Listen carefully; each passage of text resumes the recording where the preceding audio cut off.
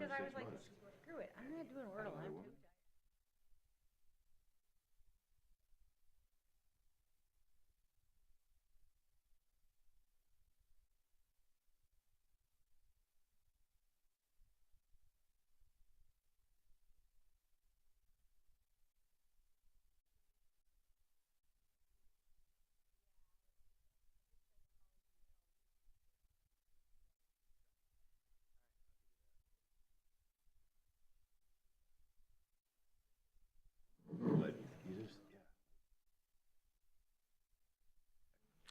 All righty, it is now 9 a.m. We're going to call this meeting to order. If you please join me, we'll open with the Pledge of Allegiance.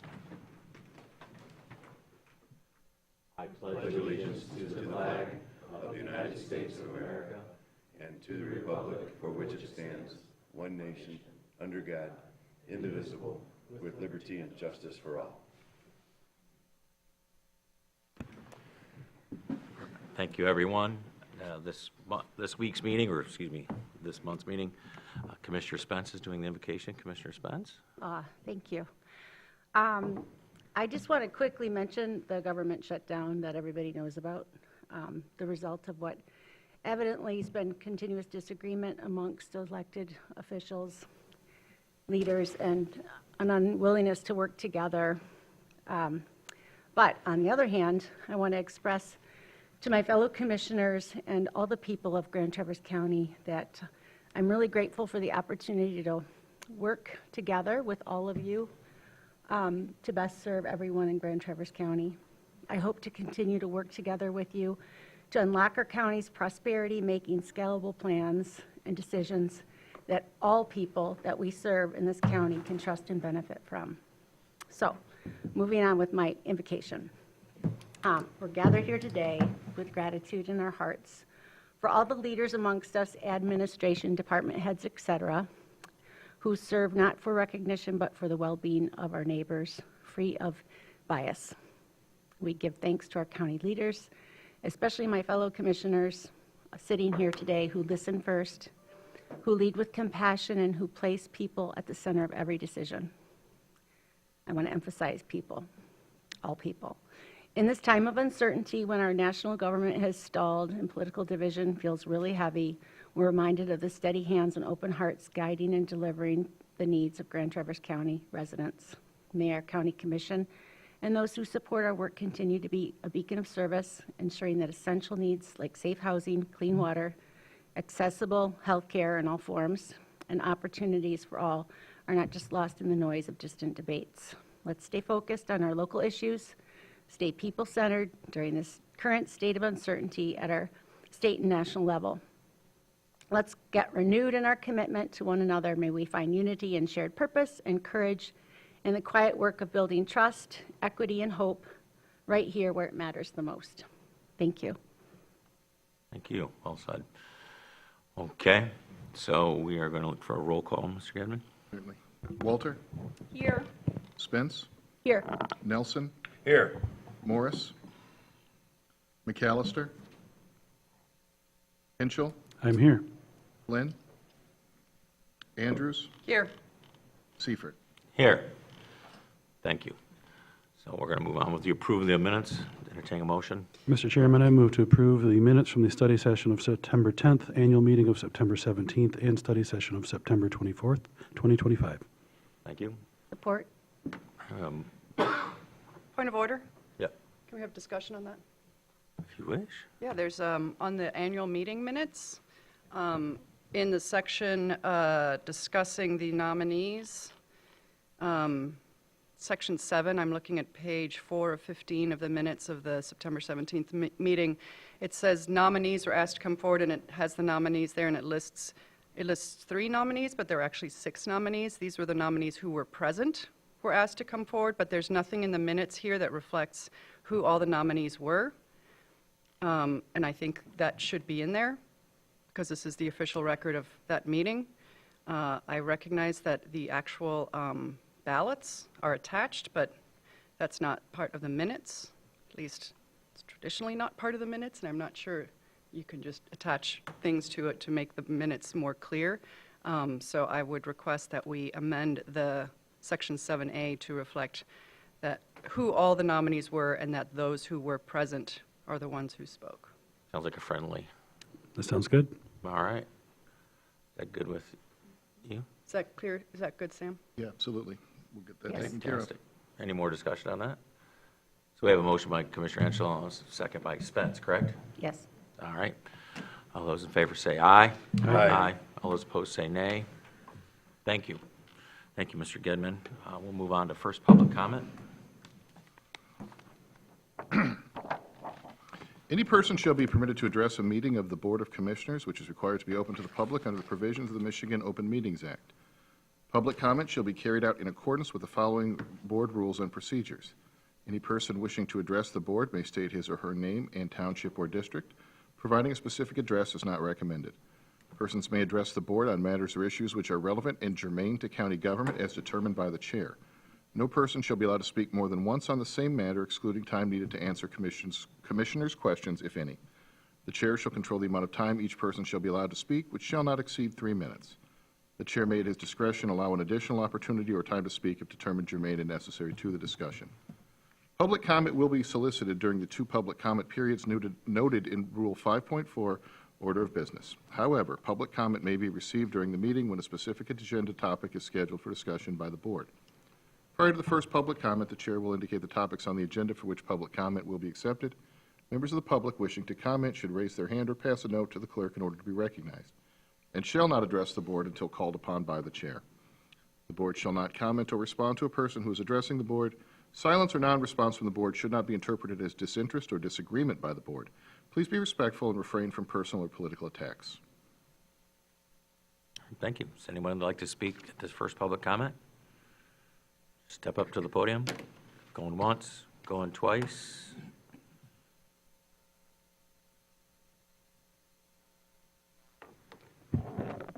Good morning, Commissioners. Mike Leahy, resident of Blair Township, and I work at our health department. Quick, easy, just wanted to acknowledge the 17th of September and express appreciation and the sense of responsibility carrying forward. Appreciate this board's giving me the opportunity to be considered for the position and appreciate the appointment. I take that responsibility very seriously. This position can have impact on the physical and mental health of our entire community. That's a responsibility I carry very dearly. So just sharing the appreciation, and I'm very much looking forward to working together in this capacity moving forward. So thank you. Thank you very much. Anyone else for first public comment this morning? Going once, Apologies. going twice, 3 times. All right, well, we're going to move on to the approval of the agenda. I'm looking for a motion. Motion to approve the agenda as presented? Support. Awesome. Any discussion? We have a motion by Commissioner Andrews, a support with Commissioner Henschel to approve the agenda as presented. All those in favor say aye. Aye. All those opposed say nay. Fantastic. Mr. Gedman, consent calendar, if you please, when you have a moment. Certainly. The purpose of the consent calendar is to expedite business by grouping non-controversial items together to be dealt with by one commission motion without discussion. Any member of the commission, staff, or the public may ask that any item on the consent calendar be removed and placed elsewhere on the agenda for full discussion. Such requests will be automatically respected. If any item is not removed from the consent calendar, the action noted is approved by a single commission action adopting the consent calendar. All information identified on the consent calendar can be viewed in its entirety on the county's website. Items to receive. Item A1, Board of Public Works, August 2025 meeting minutes. Item A2, the ARPA status report. Item A3, marijuana revenue fund summary. Items for approval. Item B1, the Eagle View upgraded viewer. Item B2, county representative appointment to the remonumentation grant program. Item B3, the Commission on Aging 2025 snow vendor contracts. Item B4, Commission on Aging renewal of contract with Connect America. Item B5, July 2025 claims approval. Item B6, the historic courthouse exterior restoration. Item B7, resolution opposing the House of Representatives fiscal year 26 budget cuts to county revenue sharing. Item B8, ARPA funding reimbursement request. Item B9, proposed resolution requesting that the Michigan Department of Health and Human Services release opioid settlement funds. Item B10, October 2025 Domestic Violence Awareness Month Proclamation. Thank you. Well, I'm going to pull B10. Is there anything else anybody would like to have pulled? Commissioner Walter? A2, please. B2? A- I'm sorry, what? A3 and B9? First time in a long time. Any more requests to be pulled?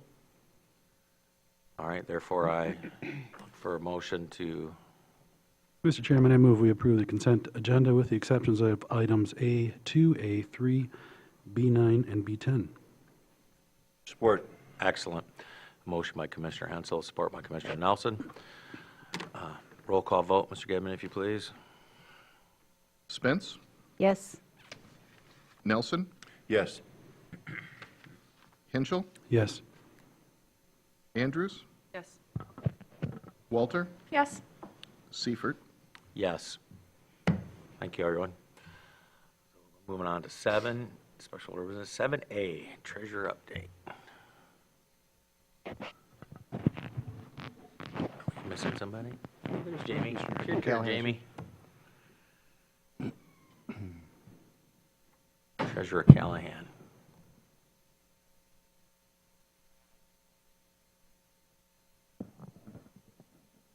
That was one tall microphone up there. Guess I didn't realize how tall he was and how not so tall I am on that. Good morning to all of you. Jamie Callahan, County Treasurer, coming to, I guess, have a conversation in regards to our part of the recent audit that happened here earlier in the year, and some of the findings and comments that the auditors had in regards to that. I'm not too sure how you really want to proceed on that, and whether it's question and answer. I can tell you a little bit on some of the things that kind of I found or discovered in my perspectives on things, and then we can go from there. I'm pretty open to kind of how we want to move forward. I realized today that my being the first would be now my I think my 9-month anniversary here on the job. So starting officially on January 1st of 2025. So in regards to operationally things that occurred in 2024, I can't testify to that firsthand because I wasn't there. But however, the audit was conducted in the spring of 2025, and as treasurer, that is my responsibility for that. What I was able to find out a little bit is that the department got a little bit behind, especially in the last quarter, when it came to things like reconciliations and excuse me, other operational items. And essentially, once January 2nd came on with me now coming into the position, and I'll admit I'm pretty green, being a brand new treasurer into the role. Green as a new dollar bill, and so getting up to speed takes a bit, and it takes time away from the staff and what they normally do to answer all of my questions, help me get up to speed. The job is really it's like, especially early, like drinking out of a fire hose and trying to learn everything and as much as you can. But I rely a lot on my team to fill me in, give me guidance, and like I said, that did take away from their normal work operations. And so that then slowed some things down a little bit in regards to finishing up that end of the year, especially that last quarter, and kind of getting a bow put on everything. When it comes to the auditors and their comments, my perspective is that I feel that we were pretty responsive to their requests in regard for information. Some things that were still going on at the time was like me getting signed up for online access to all of our accounts. There were some accounts that we hadn't gotten online access to because they were, maybe it was just a CD or something. And so you get a paper statement or you get a quarterly statement, or maybe some banks you don't get anything until it matures because it's a CD and it just kind of sits there and does what it does. But when a request comes for a copy of a statement from a certain month, it takes a bit to be able to get online, to get signed up through those entities, to be able to access that information. So that did slow us down a bit. We've got a number of accounts. I had to get switched over on all of them, but there were accounts that took longer than others. Maybe it was that the financial institution wasn't as took a little bit stuff on their end to get things signed up. That takes a little while in some cases, so we weren't able to get some of those kinds of statements as well turned around as quickly as we could, but we did. We got them the stuff that they needed. I do know that in regards to our current operations, we do have a plan in place. We're working forward to getting everything back into a time, getting caught up, working with the finance department in regards to that, and we've got that plan together so that we will not be in a similar position on being behind at the end of the next fiscal year. So I feel very confident in that. We've got a great team down there working very hard to make sure that we are where we need to be. In your packet, you should have the interest income. I know that was a question that also came, I think, from the meeting before. This is where we're at in the monthly interest that's been earned throughout all of our accounts from January through August, considering September just ended yesterday. We don't have statements or anything to be able to add towards that, but moving forward, we should definitely be able to get you this type of information or other information that you're looking for on a regular basis. Thank you, Treasurer Callahan, for that report. I'm sure there's questions by my fellow staff. I have a question about the interest, and correct me when I get to be wrong, Commissioner Walter, because I bet you have similar questions. So when we accrue interest, how do we accrue interest? I mean, this is from tax revenue, our revenues. How is this interest accrued?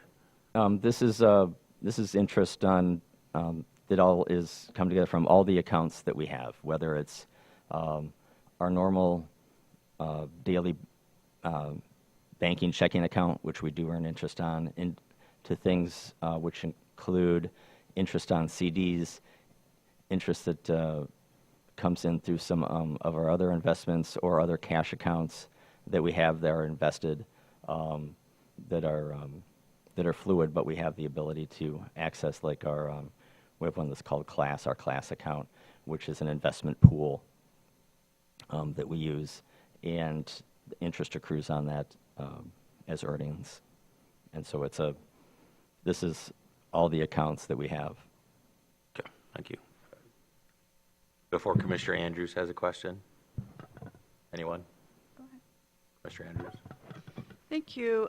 We approved, I believe it was Robinson Company, a few years ago, at least. I think it was last April, a year ago April, so whatever, 18 months ago. Year and a half ago. We haven't seen, and I think the idea there was that they were going to help with some investment strategizing. Yes.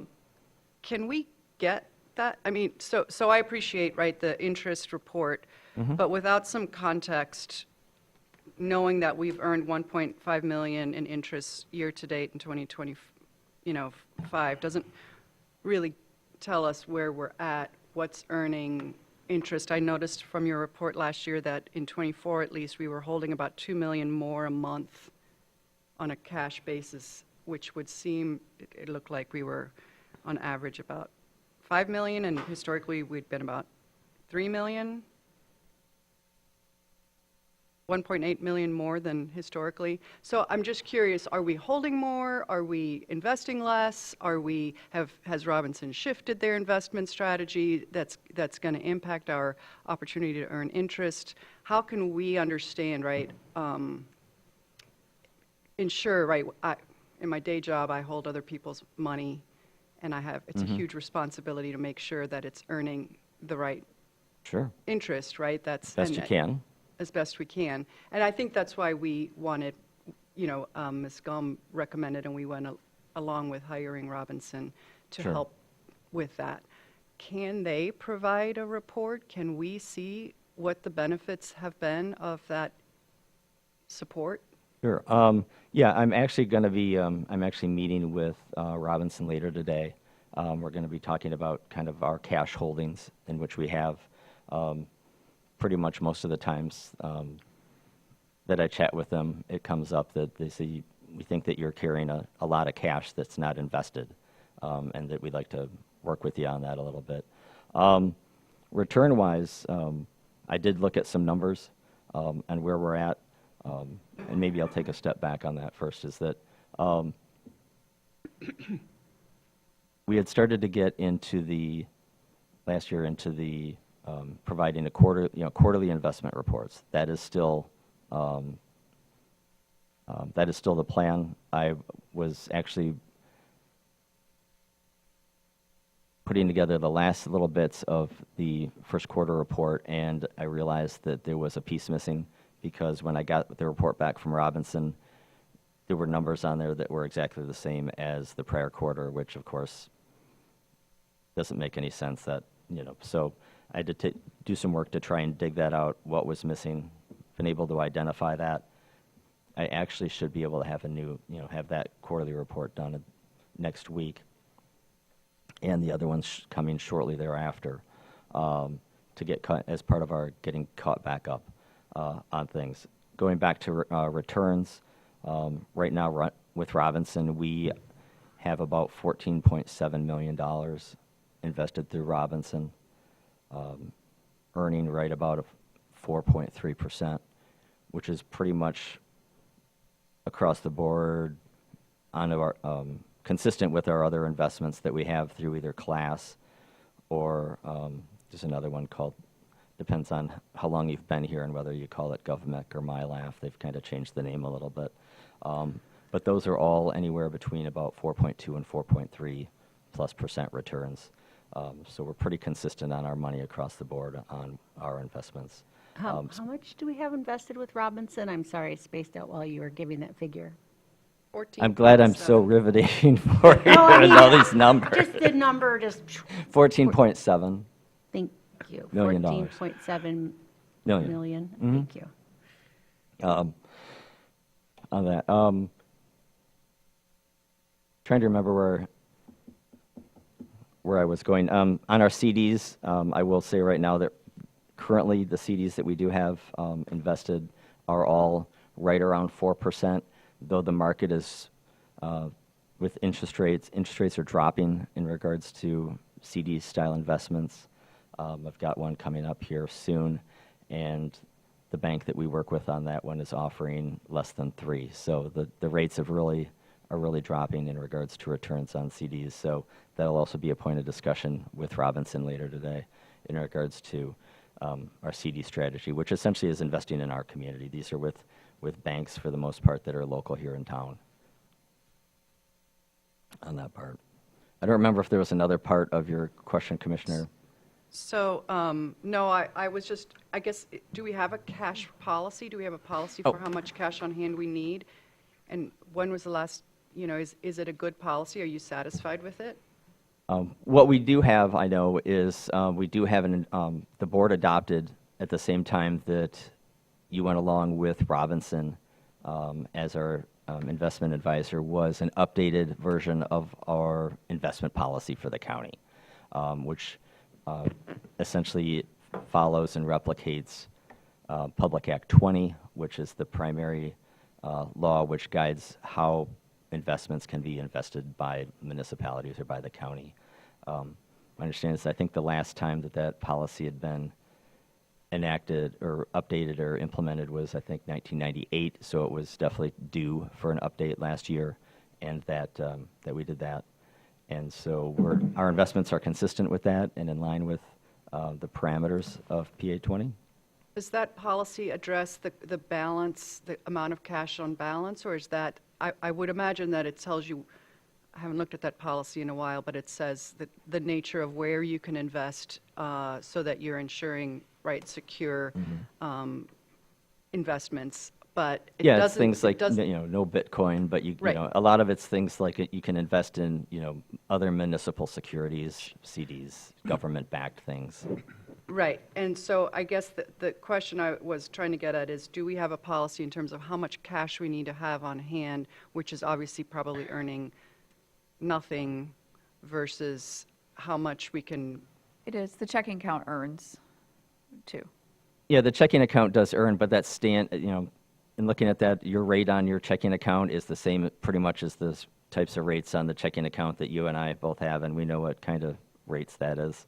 But what we do try and do is put as much of our liquid cash into into that class account, that pooled cash account, which then gets us into the 4% earning range versus the 0.1% or whatever So checking it accounts. sounds like there were. isn't a policy that says. I'm not aware of one in regards to that the county needs to have X amount of dollars or a certain percentage of dollars available. But we do have we're very liquid in regards to our access to cash. and I just wonder if we're, I mean, the annual report just showed a really large increase, it looked like, in cash on hand, and I just wonder if something had, in 2024, right? Obviously, that was not something that you had control over, but I'm just wondering if that is a pattern that we're going to see again in 2025, and if that is a good place for us to be, given the historic numbers and then the real jump, right? 1.8 million out of 5 million is a, We do have cyclical times over the year where we have higher amounts of cash. We're coming into that right now just because of summer, the collection of summer taxes, and also through the start of the fiscal year where additional funds will be sent through the state. And so we're on that upswing right now, and then we kind of stay there, and then we dip down, and then we cycle back up. So there is some ups and downs in regards to the cash that we do keep on hand, or that comes in, which will show kind of those differences. And I think that was in that annual report too. I think there was a bar graph. yeah, and I'm not so much concerned about the pattern, the annual pattern, the dip that reflects how property taxes are collected. I'm more interested in the why 24 was a spike relative to 2018, 19, 20, 21, 22, 20, and 23. I would have to look into that for you, Commissioner. And if 2024 was anomalous, that's one thing. If 2025 is continuing the same thing, that seems to me that we should make sure we're doing intentional, the amount we're holding on hand is Sure. appropriate. So another topic, you indicated earlier that the switch over coming up to speed, I think we can all appreciate the learning curve challenge of these positions. Are there redundancies built in? Obviously it's possible that our treasurer could be sick.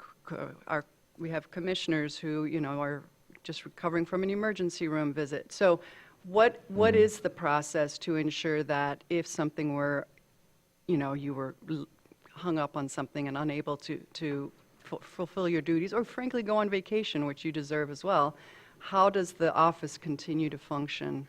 Right. That is something that I am starting to look at and to figure out. There is some cross training and within the office. I am looking at understanding more and probably creating some additional opportunities for more cross training for those opportunities.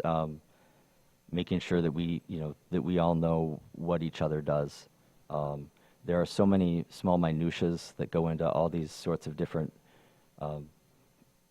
operations and reports that, agreeably so, it's important that multiple people know the ins and outs of another person's job because of illness, family, a little bit of time off, or even, possibly even worse things, and making sure that we are still able to operate and function. So that is on my radar to something that we are going to be working on here in the office to have some better standard operating procedures by position, if you will. We've got some things in place, and I'm sure that we would be able to, as the team, be able to get through. I think that we could probably be a little bit more versed across the board. I know I mean, granted, I'm new, but newer, but I know that there's a lot of things that, still learning about how to process dog licenses and things like that. And you all are fully staffed? Yes. Fantastic. So the specific item that the treasurer's report noted was that the investment reports were not consistent. Well, that was the one issue, is providing treasurer investment reports on a monthly basis. It says, we recommend the treasurer provide investment reports to the board each month. Is that something that we can, is there a point at which you think your office would be able to do that as a matter of course?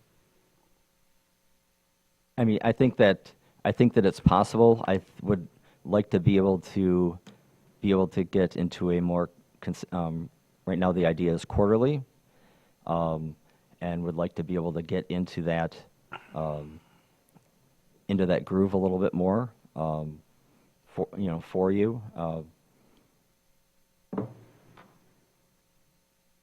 mean, is it possible? Sure. I guess I would look to be able to get our quarterlies going for you, and if you'd like to get into monthlies, we can. It's I think the idea and the hope in investments is we've got steady income, steady investment growth of at least hopefully 4%, and what we've been doing the past, right now through the year. Well, let me ask then about the second, because maybe it relates to the first. It says bank reconciliations were not completed timely or accurately. We recommend bank reconciliations be completed accurately within 30 days of the month end. Now, again, I don't have your level of expertise in finance or accounting, but my experience with reconciliation is if you don't keep up with it, it gets much, much harder. The errors are harder to identify, and then resolving them becomes more complicated the further ago they happened, right? Like figuring out why these two accounts didn't match just gets harder as time goes on. So it seems to me that keeping up with bank reconciliations within 30 days is a good practice. Is Yes. the treasurer's office there at this point? At this point, we are not. That is part of what I've identified, is that we have a plan to be caught up. When Whatever do you reconciliation. think you will be caught up? When do you think you will achieve that 30 days after the month end reconciliation will be complete? We're looking at November. That's been in discussions with the finance department as well.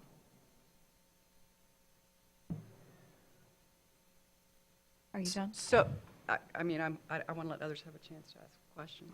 Can we bring Dean into the conversation and, Dean, you have perspective might offer on that? As the treasurer just mentioned, both the county administrator and myself have met with the treasurer several times, and we do have a plan, and we do want to be current as of November 1st with the reconciliations, because none of us want to go through the process with the auditors, and the staff in the treasurer's office has worked real hard this year to get caught back up. I'm comfortable with where they're at currently. We still have some work to do, though.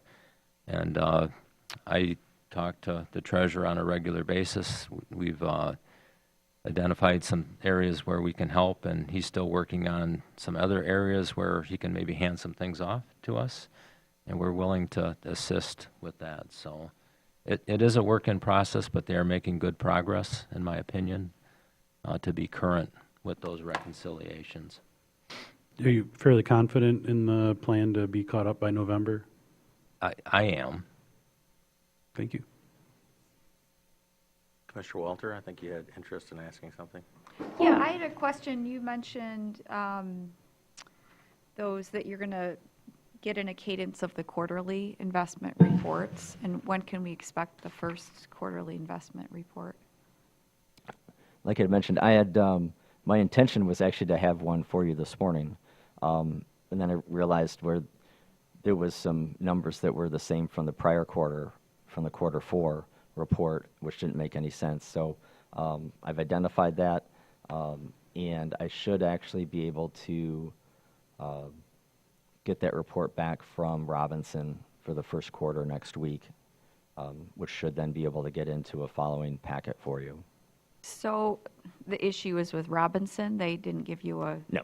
It wasn't Robinson. It was the information that was provided to Robinson by us, by me, and that there was a missing piece, and that piece is what created a consistency on the outcomes, which led me to find the missing piece. But that was for the first quarter of this year? Yes. But it's the fourth quarter of the year now, and we don't have any other investment reports from Robinson that they've provided?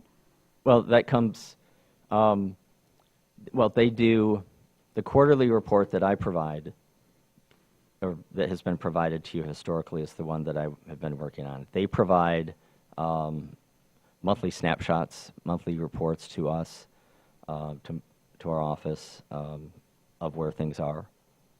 So they do supply that information.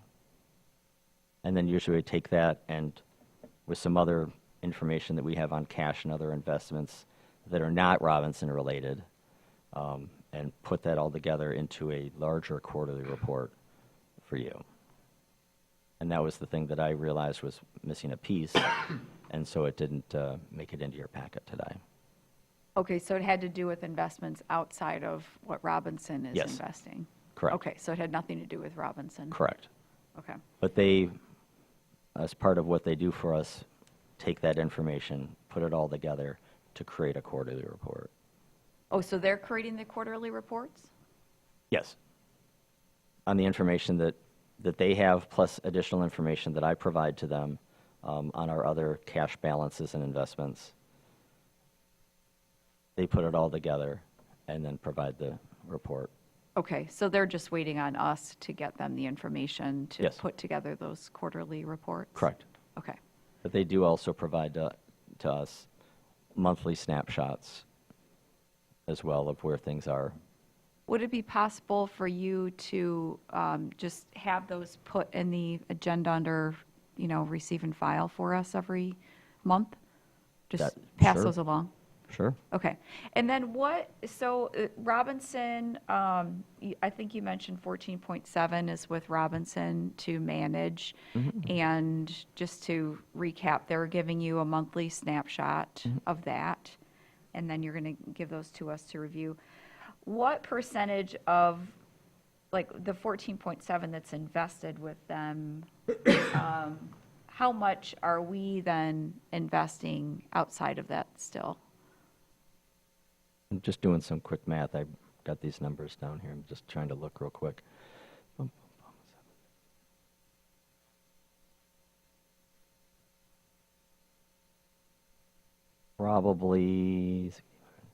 There's probably another 70. Well, it changes, obviously. Dollars ebb and flow all the time. And like I said, we're in kind of an uptick right now. But there's probably another $70+ million.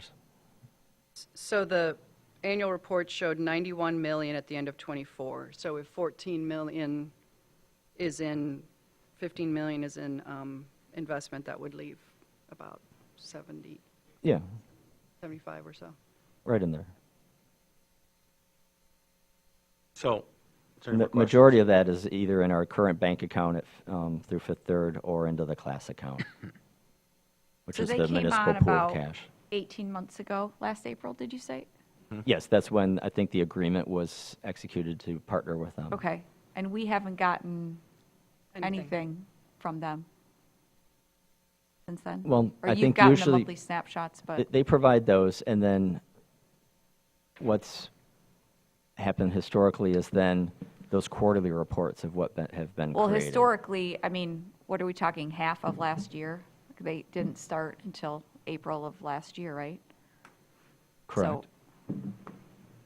So there would have been 2 quarterly reports that they probably were on board for in '24, the third and fourth quarter.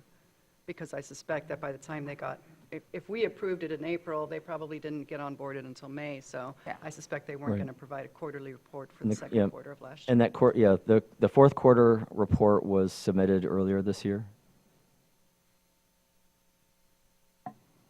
I don't remember exactly which month that was, but it, When do we expect, so first quarter report for this year should be due soon, based on your meeting with Robinson today. Yep.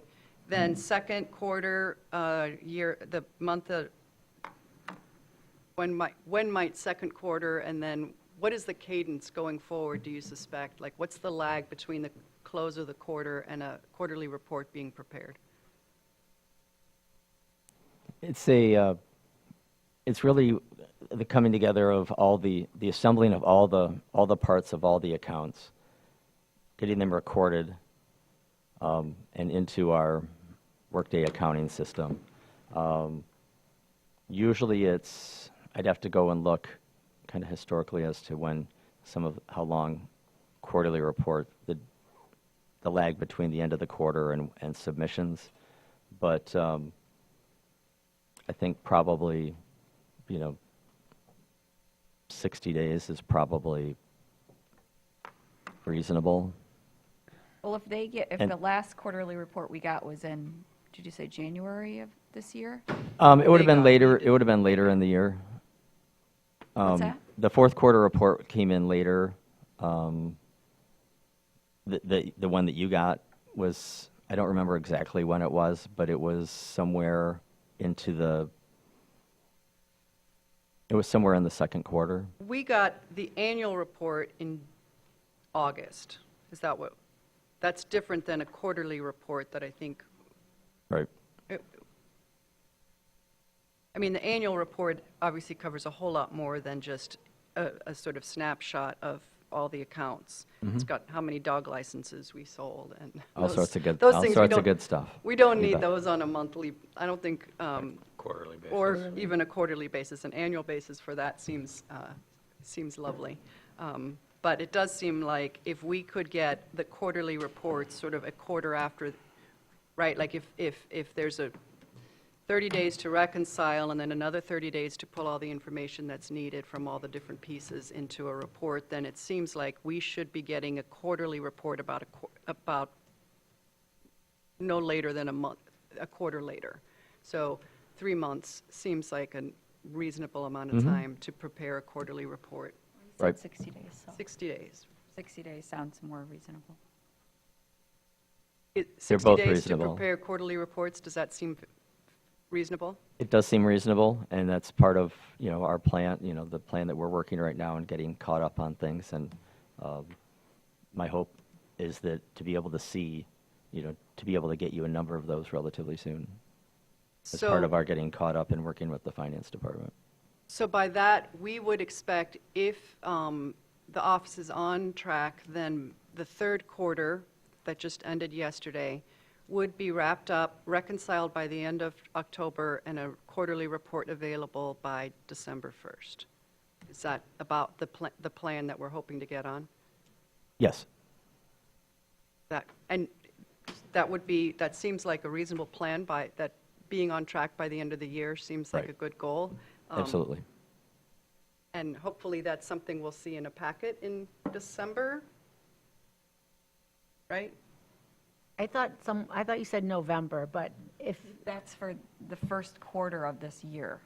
and then Still the hasn't report gotten. for December. So the December 1st would sort of be the goal, to have the third quarter report complete, reconciled, up, ready to go, and then can be provided to us thereafter, which would be sometime early Yeah. December. At that point, I'd like to see the first, the second, and the third. Oh, yeah, you would definitely, yeah, you'd have them by then. I see So heads nodding. I have a question for the board. Do you think it'd be beneficial, once that first report is completed, that Treasurer Callahan comes back and kind of explains it to us? Yeah, that'd be Yeah. great. When you're available, when that's available, could you do that for us? Sure, Thank you. I appreciate that. absolutely. Appreciate you being here today. If there are things that your department needs, tools, equipment, training, support, if that's something that we can take, under it, into our planning as well, so that we can be supportive of that, if there are deficiencies or challenges that, that appreciate require that. investments or changes or whatever. I appreciate that. Thank you, Commissioner. Thank you. No more comments or questions? Any more comments or questions for the treasurer? Commissioner Nelson? I just say thanks for getting your arms around it. I'm sure you had the experience of drinking from a fire hose this first little bit in the new job, so sounds like you've gotten a handle on it, and I know that this was in addition to all of your other new responsibilities, and thank you.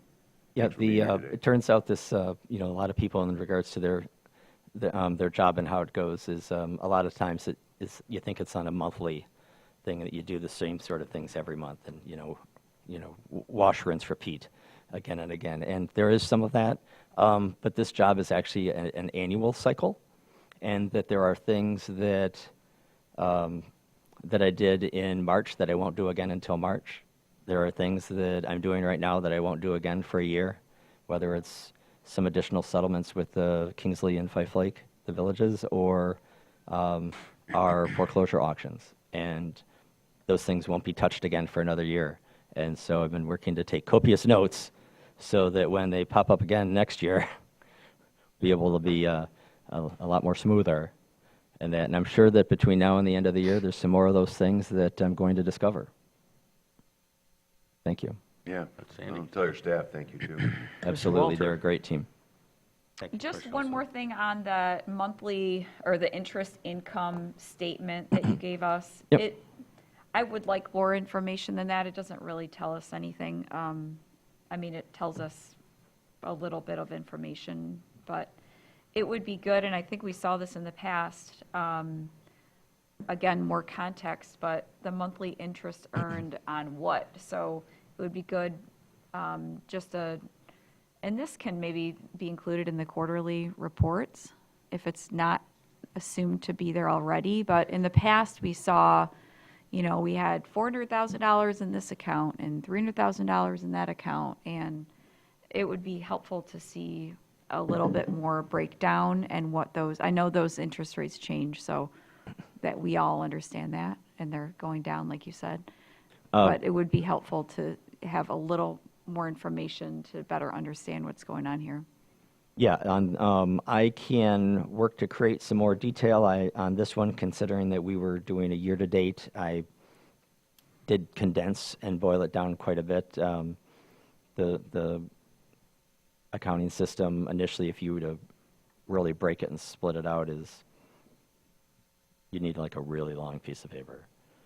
Well, maybe somewhere in But- between, because Oh, we no, I did know, used I to know. get a report from the former treasurer that showed, a certain amount of money was here, a certain amount of money was there, just kind of like the pie charts and a little more breakdown. So maybe Sure. meet in the middle.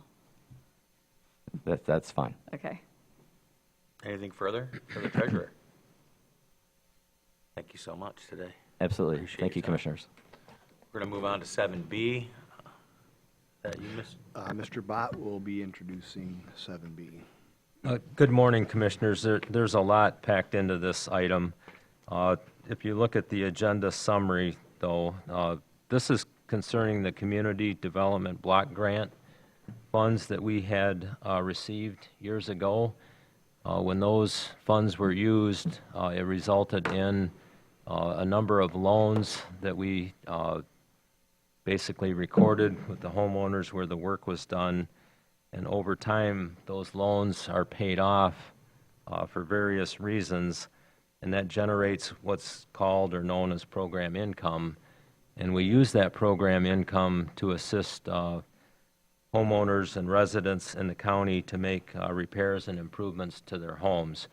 So what we need to do today is we have a couple of items, several. We need to have 2 public hearings, one to close out the 2023 program income year, and then one public hearing, a second public hearing to show or to take comments if there are any on the 2024 program income that's available, which is $73,706. In addition to those 2 public hearings, we have some revised program guidelines that have been recommended by our partner, the Northwest Michigan Community Action Agency, who administers these funds on our behalf. We have an agreement with them, and they have been doing that for a number of years. Because my staff, we don't have that expertise in that area. And then there are some administrative things that go along with that. We need to designate the board chair as the certifying officer regarding these dollars, and then hopefully you would authorize me, the finance director, as the authorized signer to provide and submit various reports to the state of Michigan. So that's a quick summary. Certainly happy to break that down a bit if I need to. Any questions from Mr. Yeah. Vaughn?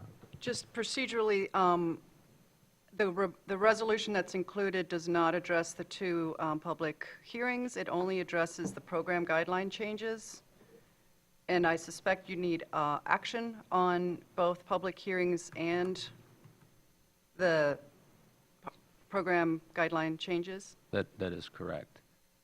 Procedurally, we'd open each public hearing, take care of that, and for those 2 items first would be my recommendation, to have the public hearings, and then we go into the 3 separate items.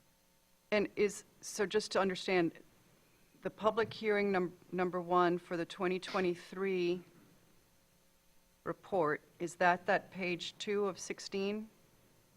Yes, that that is looks- showing what the funds were used on. It's what's called the accomplishments report. I have submitted that report to the state. It was required, it was due several months back. Just thought it would be good to show you how those funds were used. As part of this program and the guidelines, we have to close out that year. But- I don't know why, but So I'm just trying to understand, we're talking about program year 23, but that report is for program year 24-25. At least that's what it looks like in fine print. yeah, their years are different than ours. They run on a July 1 to June 30th. I can't explain why there's that difference in the years. But there's nothing in the packet for the 23 year? There would be nothing for 2023. We're simply today having a public hearing to close out that year. So do you need a motion to open up the public hearing Yes. to close out? Okay, so I'd like to make the motion to open up the public hearing for closing out the year 2023. Do I have a second? Support.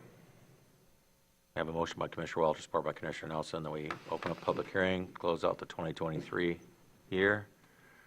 Grant, any discussion on that? Well, I think what's confusing is the summary says that there's the 2023 program income accomplishment report for the projects that were completed using these funds, but really and I understand the fiscal year is different, but this information in here is the program year 2024 to 2025.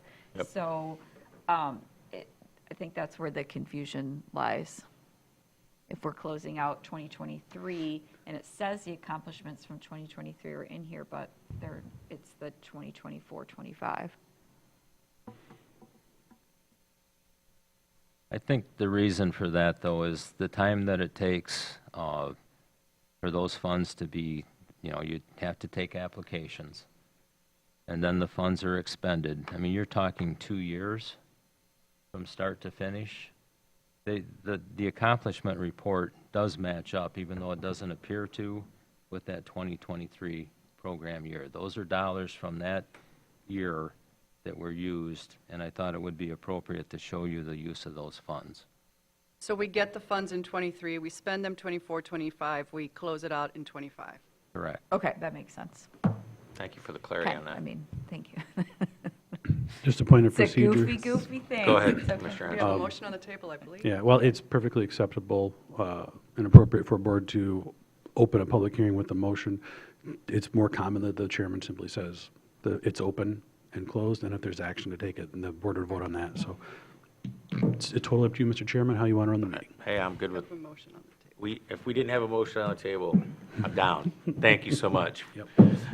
But we do, so we're going to say, all those in favor say aye. Aye. Aye. All those opposed say nay. Fantastic. Public hearing is now open. Anyone like to comment, testify, go to the podium? Going once, going twice. Close public hearing. So the second public hearing is regarding the 2024 program year program income, which we received loan payments or repayments of $73,706. And we need to have a public hearing this morning to just notify or to make the public aware that those funds are available for use. All right, well, no concerns on that. I'll open the public hearing. Anyone like to go to the podium and comment? Going once, going twice? Going to close the public hearing? Can we just make sure, understanding the 73,000 that's available, we're talking about the administrative process here, but this is money to help people with very low incomes rehabilitate their homes so that they can stay in their homes, That- correct? that is This correct. This is a critically important program in our county, and I just don't want to get lost in all of this procedural morass, that how valuable this program is in the community, and to not acknowledge that those funds are available for people who need it, and they can collect them, they can apply for them through the Northern Michigan Community Action Agency. And there were notices as required in the Record Eagle on Friday, September 26th, to make the general public aware of these dollars. I suspect a lot of the people who would be eligible for them probably didn't catch that notice. The Northwest Michigan Community Action Agency has an outreach program. Yeah, they That's do a what- lot of work. I would expect that, and these are available on a rolling basis throughout the year, right? Correct. Well done. So that's two. Now we need the resolution. I will make the motion to adopt the resolution in the packet as presented for the Community Development Block Grant Program. Support that.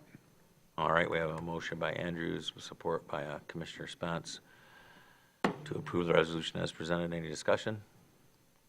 Fantastic. All those in favor? Just make sure, I see that the resolution had some amendment, the application has some amendments, and I don't know if I see Cole Stoker's blessing on that. I assume that went through Cole Stoker and they didn't have any concerns? I did not take it through Cole Stoker. They're MISHDA guidelines. It was reviewed by myself, Mr. Forsyth, very high-level overview, and Maxwell Cameron. Substantively, other than updating the conflict of interest policy, were there any changes in eligibility or the nature of the program of any? Honestly, I can't speak to that. I know there were some changes with, I can't speak to that. I believe one of the changes was an increase in percentage. I can't tell. I see that it says low 80% income limits is highlighted, but it looks like that was already within the scope, given the projects last year were within that scope too, up to 80%. So we don't know what the changes were. It was revised from my discussions with the people that we work with at the Northwest Michigan Community Action Agency, it was revised to meet the current housing and MISHDA guidelines, and I am simply not an expert in that area. I can't speak to that. I suspect that if Community Action Agency had a concern, they would let us know.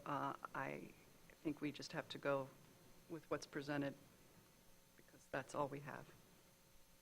There is a motion on the floor.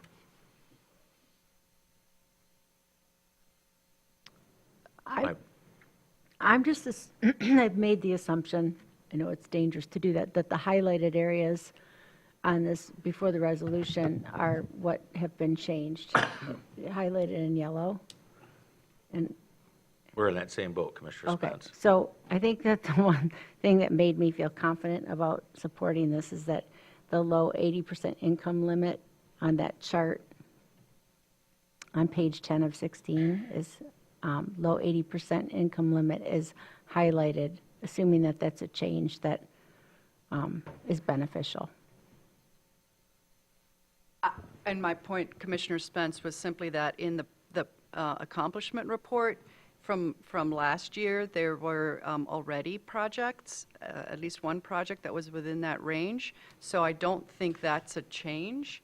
Maybe they had to update it to match the AMI numbers, right? Because those change on an annual basis.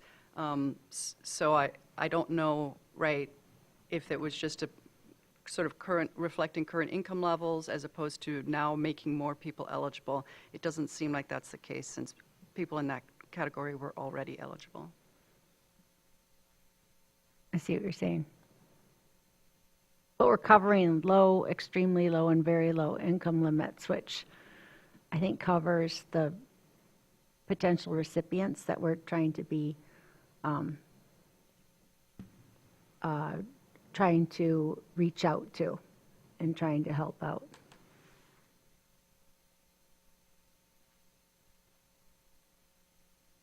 So, any more discussion? There is a motion on the floor. All right, Mr. Gedman, you do a roll call vote, please.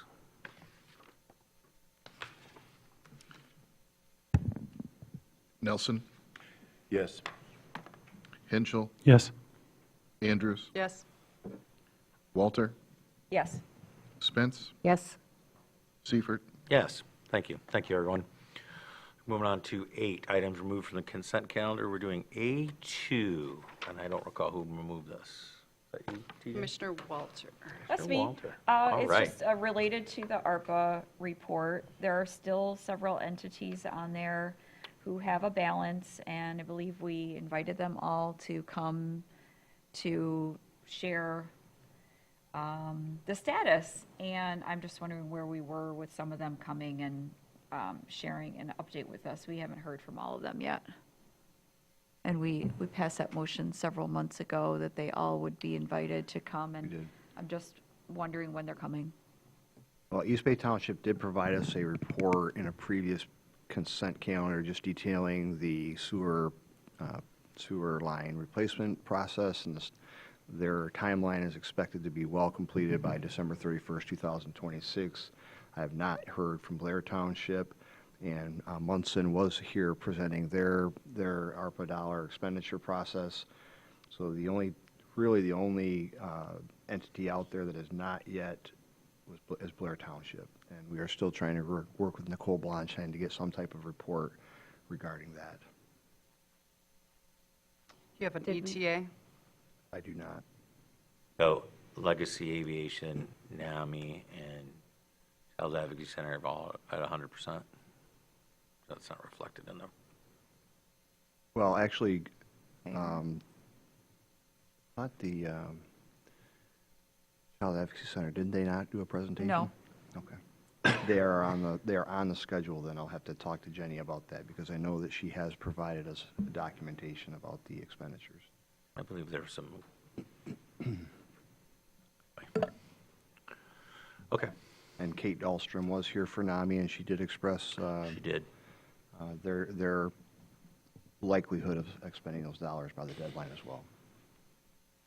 Okay, can you just follow up with the will. Children's Advocacy Certainly. Center then? Because Yep. that's a significant amount of money that hasn't been I will do spent that. yet. I'm just wondering what's happening there. Yep, will do. Great. Give them an opportunity to come and talk about their good work. Oh, they want to come talk to you. They have a, they have a funding need. So, Well, they they have, okay, Yep, but, we will definitely have them in. Yep. And Blair will provide us a report, hopefully Yep. sooner rather than later. All right, so I'll take a motion that we file and receive, or receive and file, rather. So moved. Second? I'll second that. All right.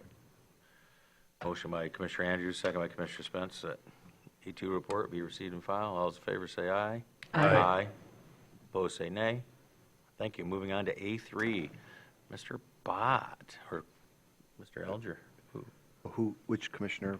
I pulled it, Commissioner and I am interested, this is, right, we couldn't agree amongst ourselves how much money we had allocated, so we asked for a report on what monies have been allocated out of the marijuana funds to date. I am interested to know, are the 2024 funds, the residual funds, the difference between the revenue and the allocations, which, I don't know, is about 520,000? Did that then go into the general fund? Yes, it did. Okay, so those are, and then for 2025, again, we have about 440, I think.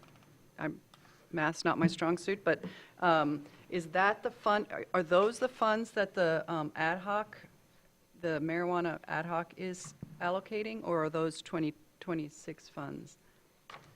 well, because we receive a year behind, I was thinking it was 2026, but maybe Mr. Bott can clarify that.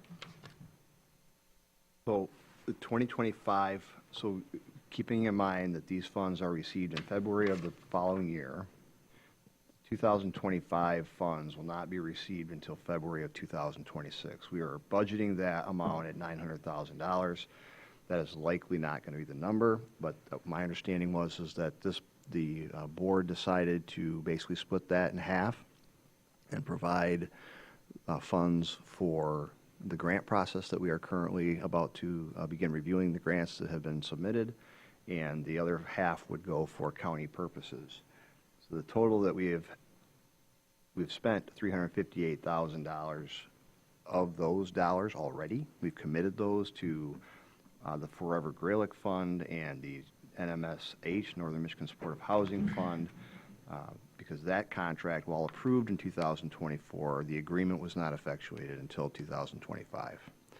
So this is what we are forecasting going forward through 2027, and the only reason we're pushing that 2027 number is because the Northern Michigan Supportive Housing application was a 2-year guarantee with a 3rd-year possibility. So in our way of thinking, those funds have been at least committed to some level through 2027. So does that mean, is the grant distribution was it a round number, 500,000? I'm I looking. think it was a round number. So that means there's a little bit left over for 25 funds that will then, it's the difference between the 500 set aside for grants and the 358 that's already been spent. That's the only amount that will go into county projects That's this year. $142,000, Okay. correct? Assuming 900,000, right? Yes. Okay. Question about the Forever Graylick, because my memory is not what it used to be, but I do recall something about that was a commitment for a match for funds raised from the community foundation. So it wasn't, and where are we with that? That wasn't like a total dollar committed, that was a match at a certain, by a certain date. Do you know where we are with the match? We provided a quarterly report, I want to say in June.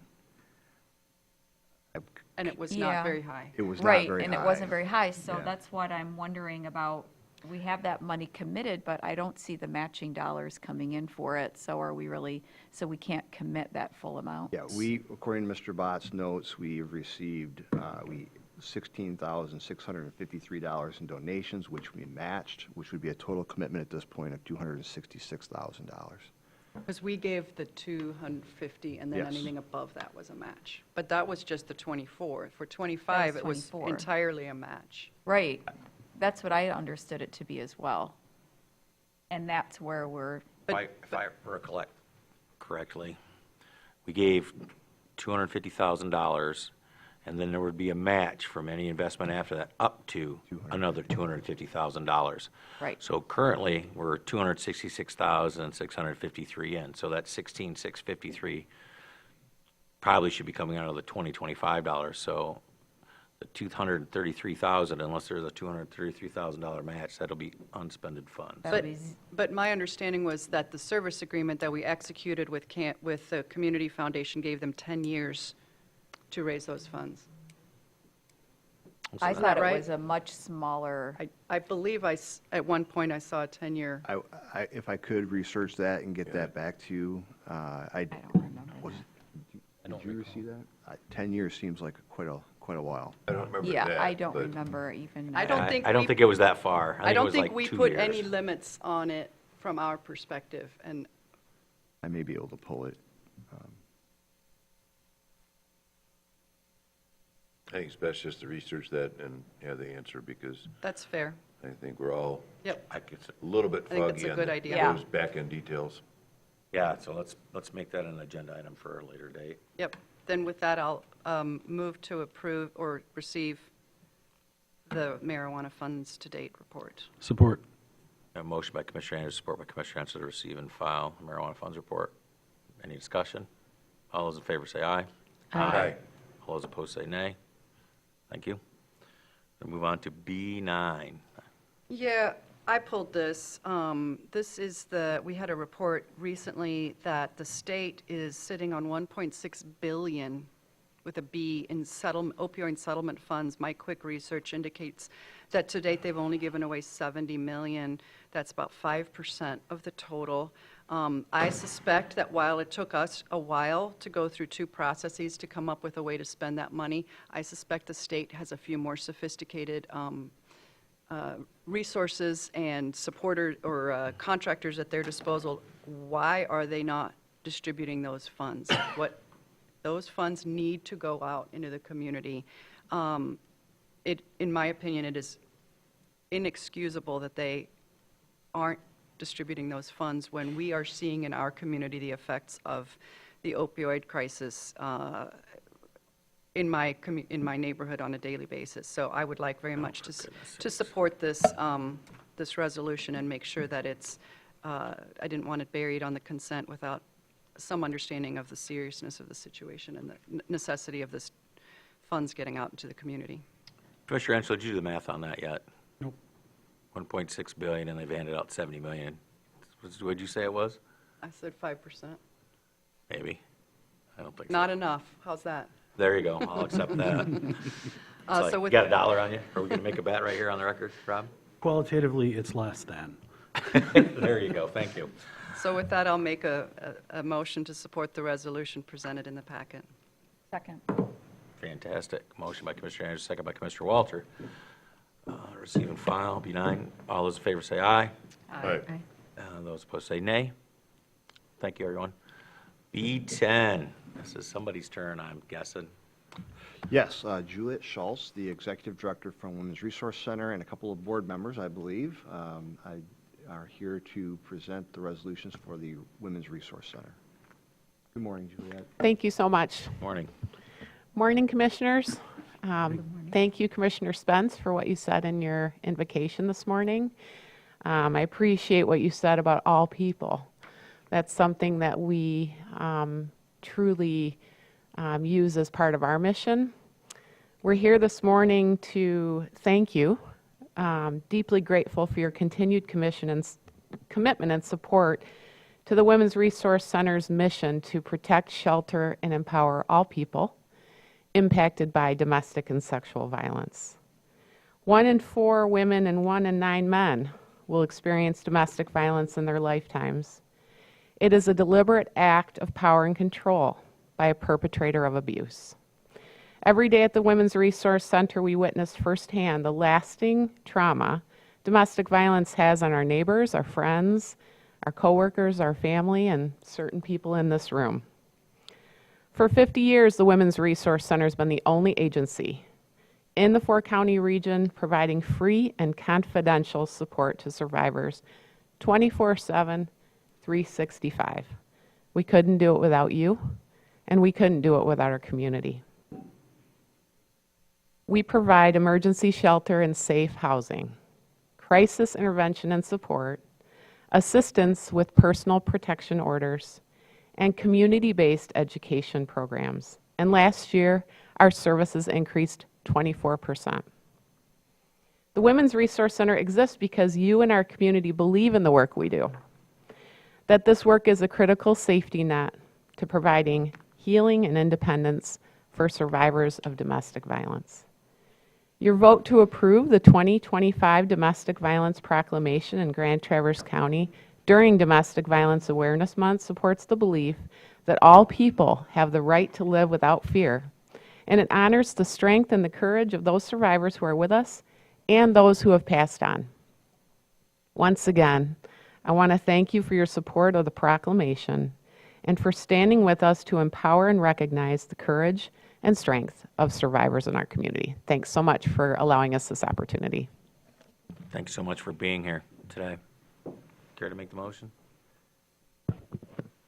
I'll make the motion to approve the resolution in support of the Women's Resource Center and as presented, and declaring October 2025 Domestic Violence Awareness Month. I'll Second. support. Fantastic. We'll do Commissioner Andrews' motion and the support by Commissioner Henshaw. All those in favor, I'm sorry, discussion? All those in favor say aye. Aye. Aye. All those opposed say nay. Thank you, everyone, for being here today. I appreciate you. Can we take a quick break? Yes, absolutely. May I close out the Gray Lake conversation now? I did send to you the signed agreement from 2024. There is not a term in that agreement. As long as the funds exist, we have committed to that That is correct. amount.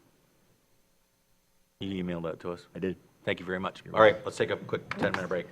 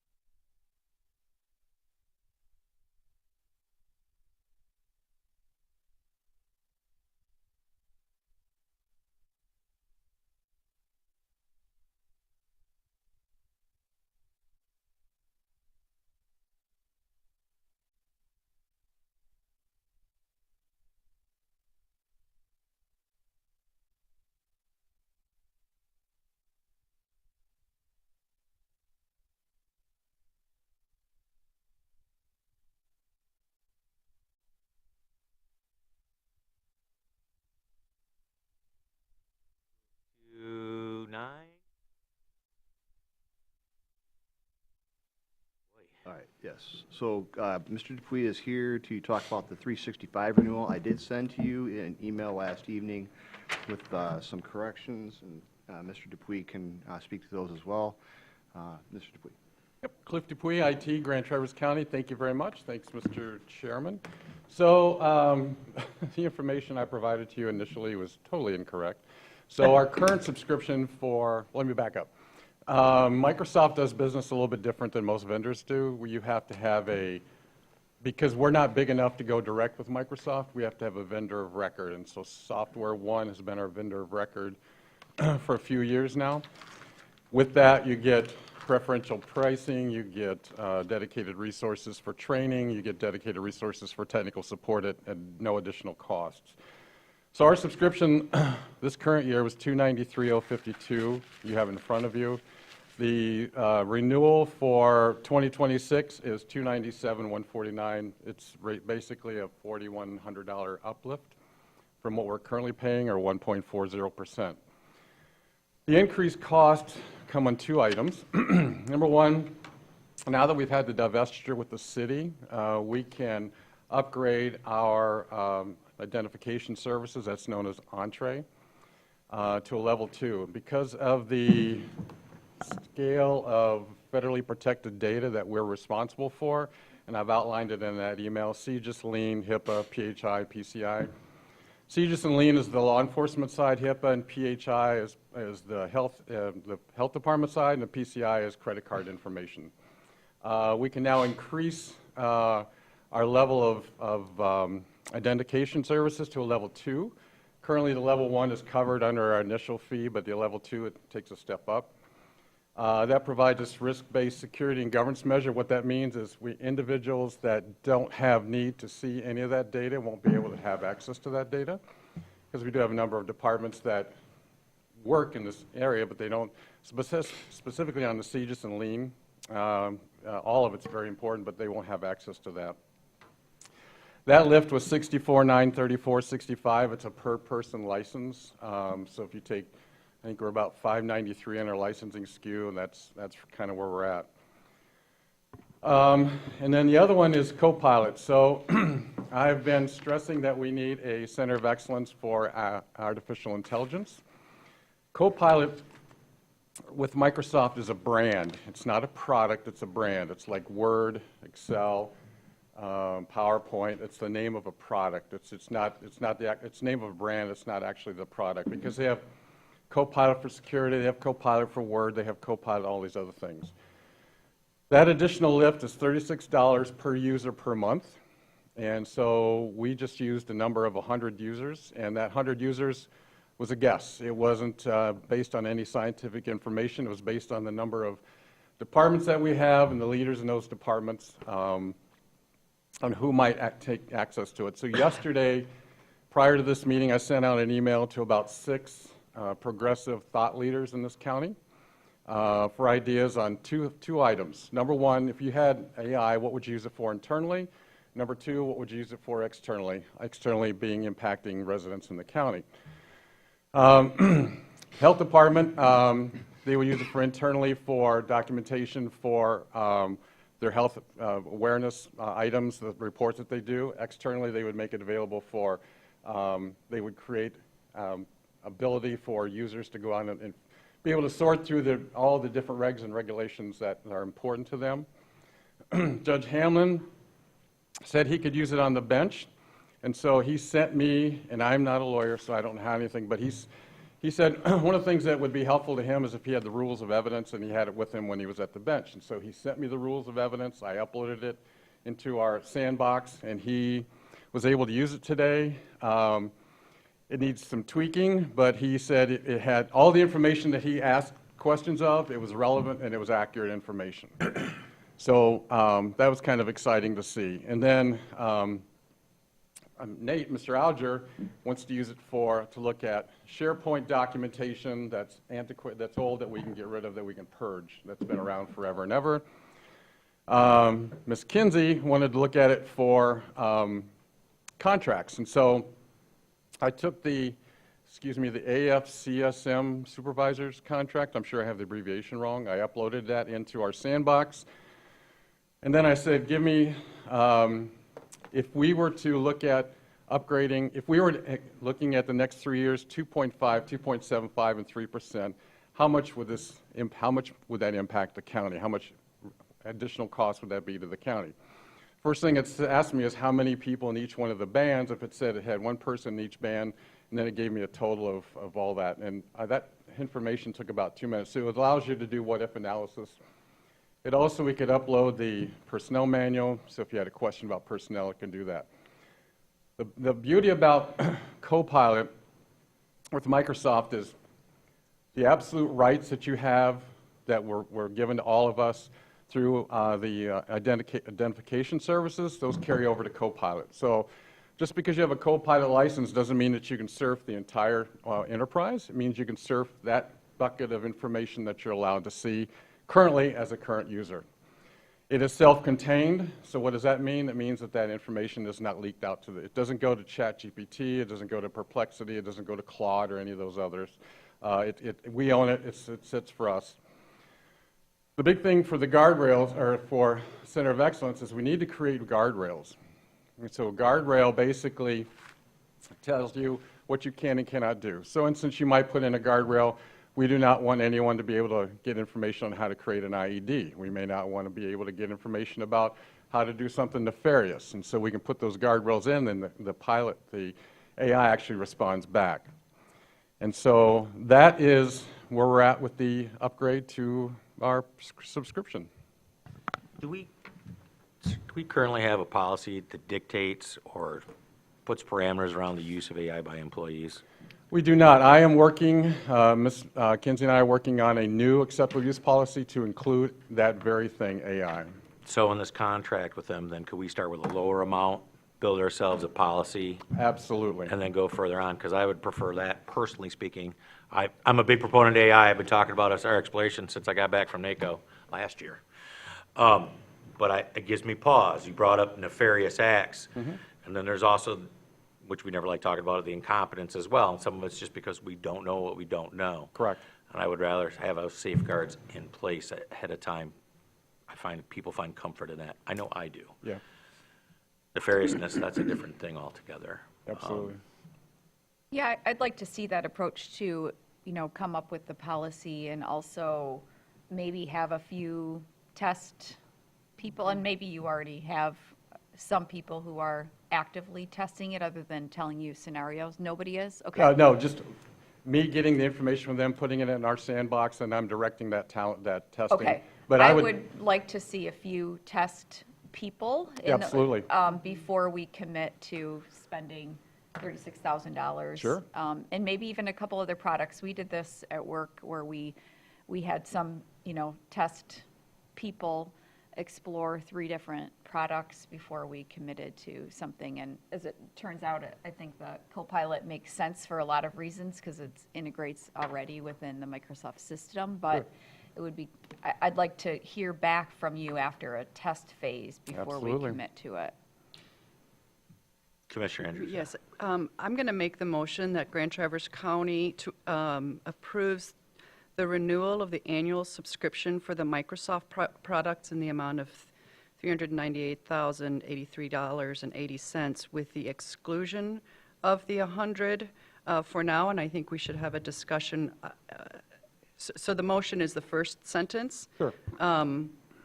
And then my view is, I think 10, to Commissioner Walter's point, up to 10 Okay. would be a good starting point. You identified 6 people to start with. It seems like 10 is a nice round number to do some sampling. And I, too, would like to see a policy.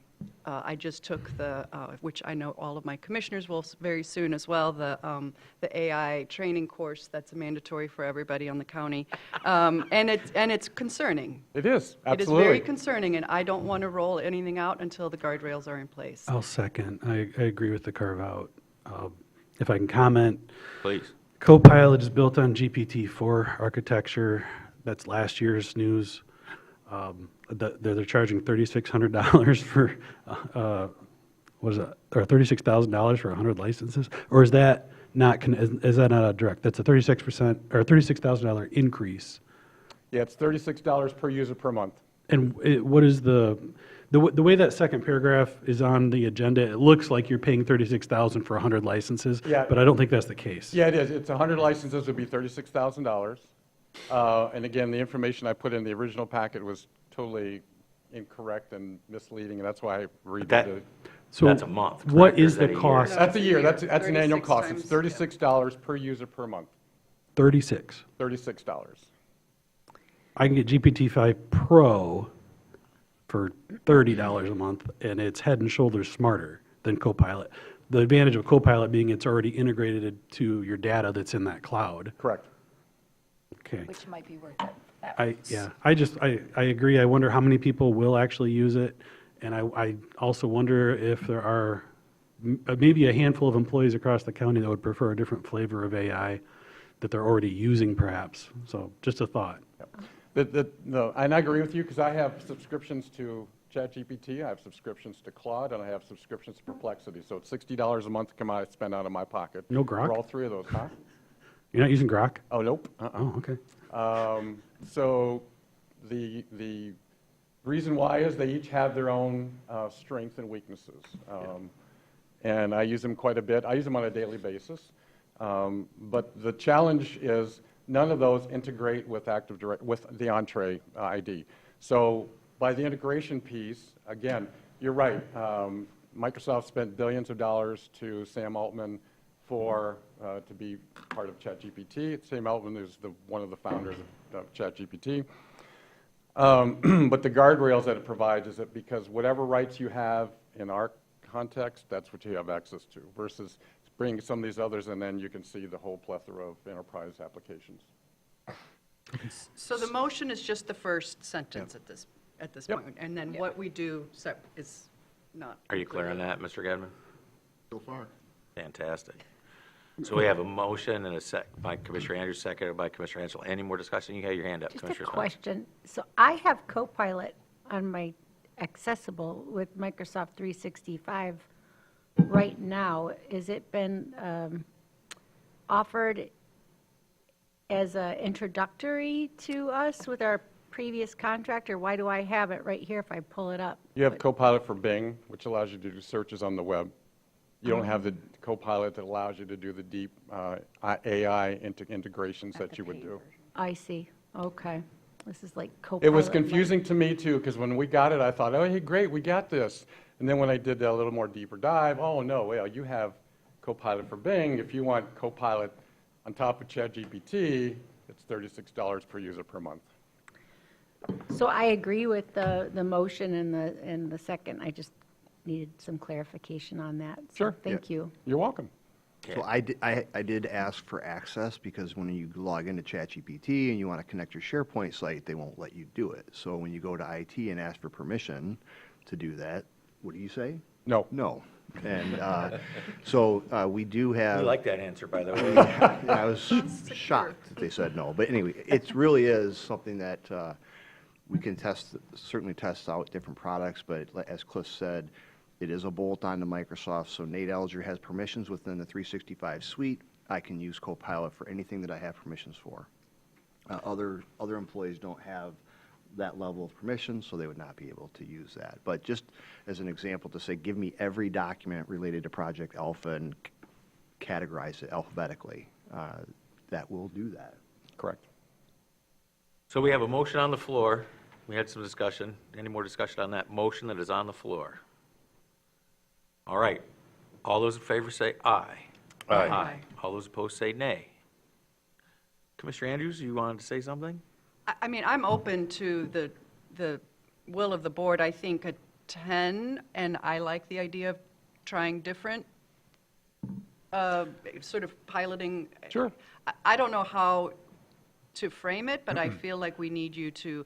I have an idea. Pilot something and then bring it back to us with Happy some to do it. He can recommendations. do that within his authority. Yeah. Absolutely. Maybe you don't need a Let's motion do, at all. He doesn't Yeah. have yeah, we're not going to do a spend motion. Why it. don't you do 10, just to throw this out there, a certain number of licenses? Yep. Pick a certain number of people to be a part of that. Like I heard Judge Hamlin's name come out of there. He's Yep. always willing to help us out, He bless is. his heart.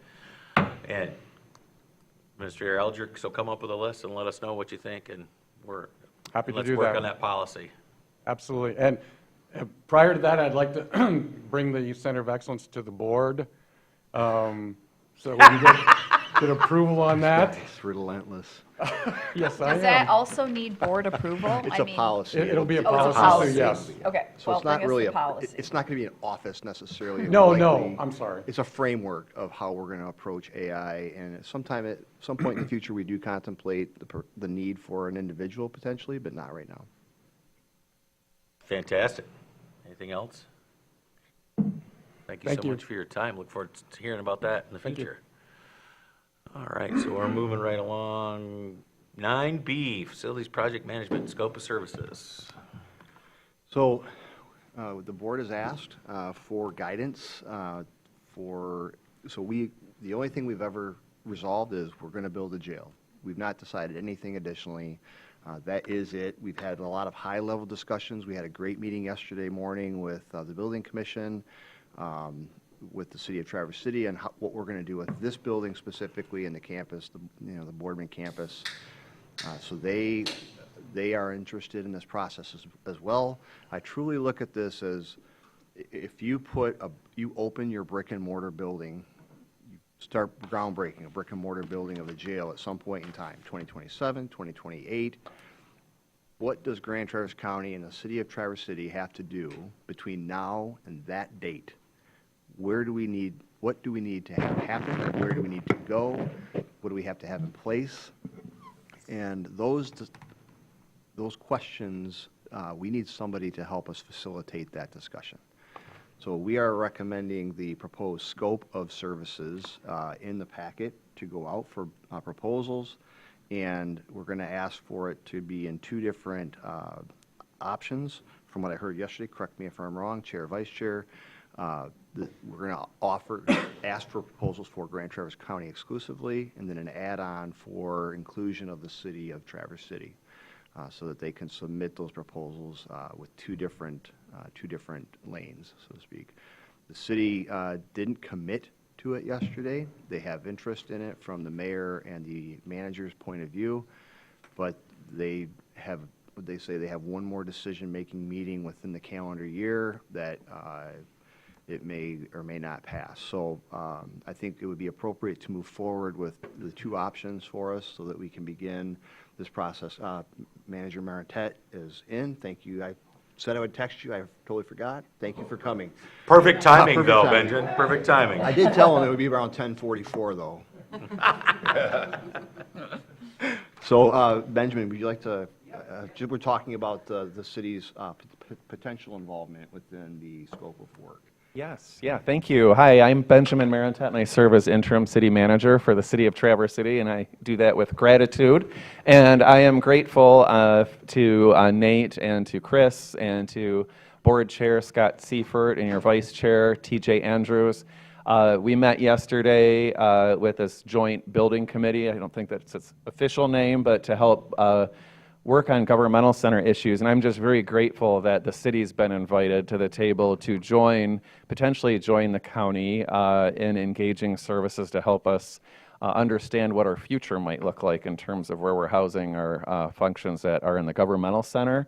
And so we are very supportive and very much want to encourage the county to include a bid alternate where the bidders would submit an option to have the city join in that work, and I really fully anticipate that our city commission would be very much in favor of that too. It just makes a lot of sense for us to work together in any way that we can. So I just wanted to say thank you and express the city's support.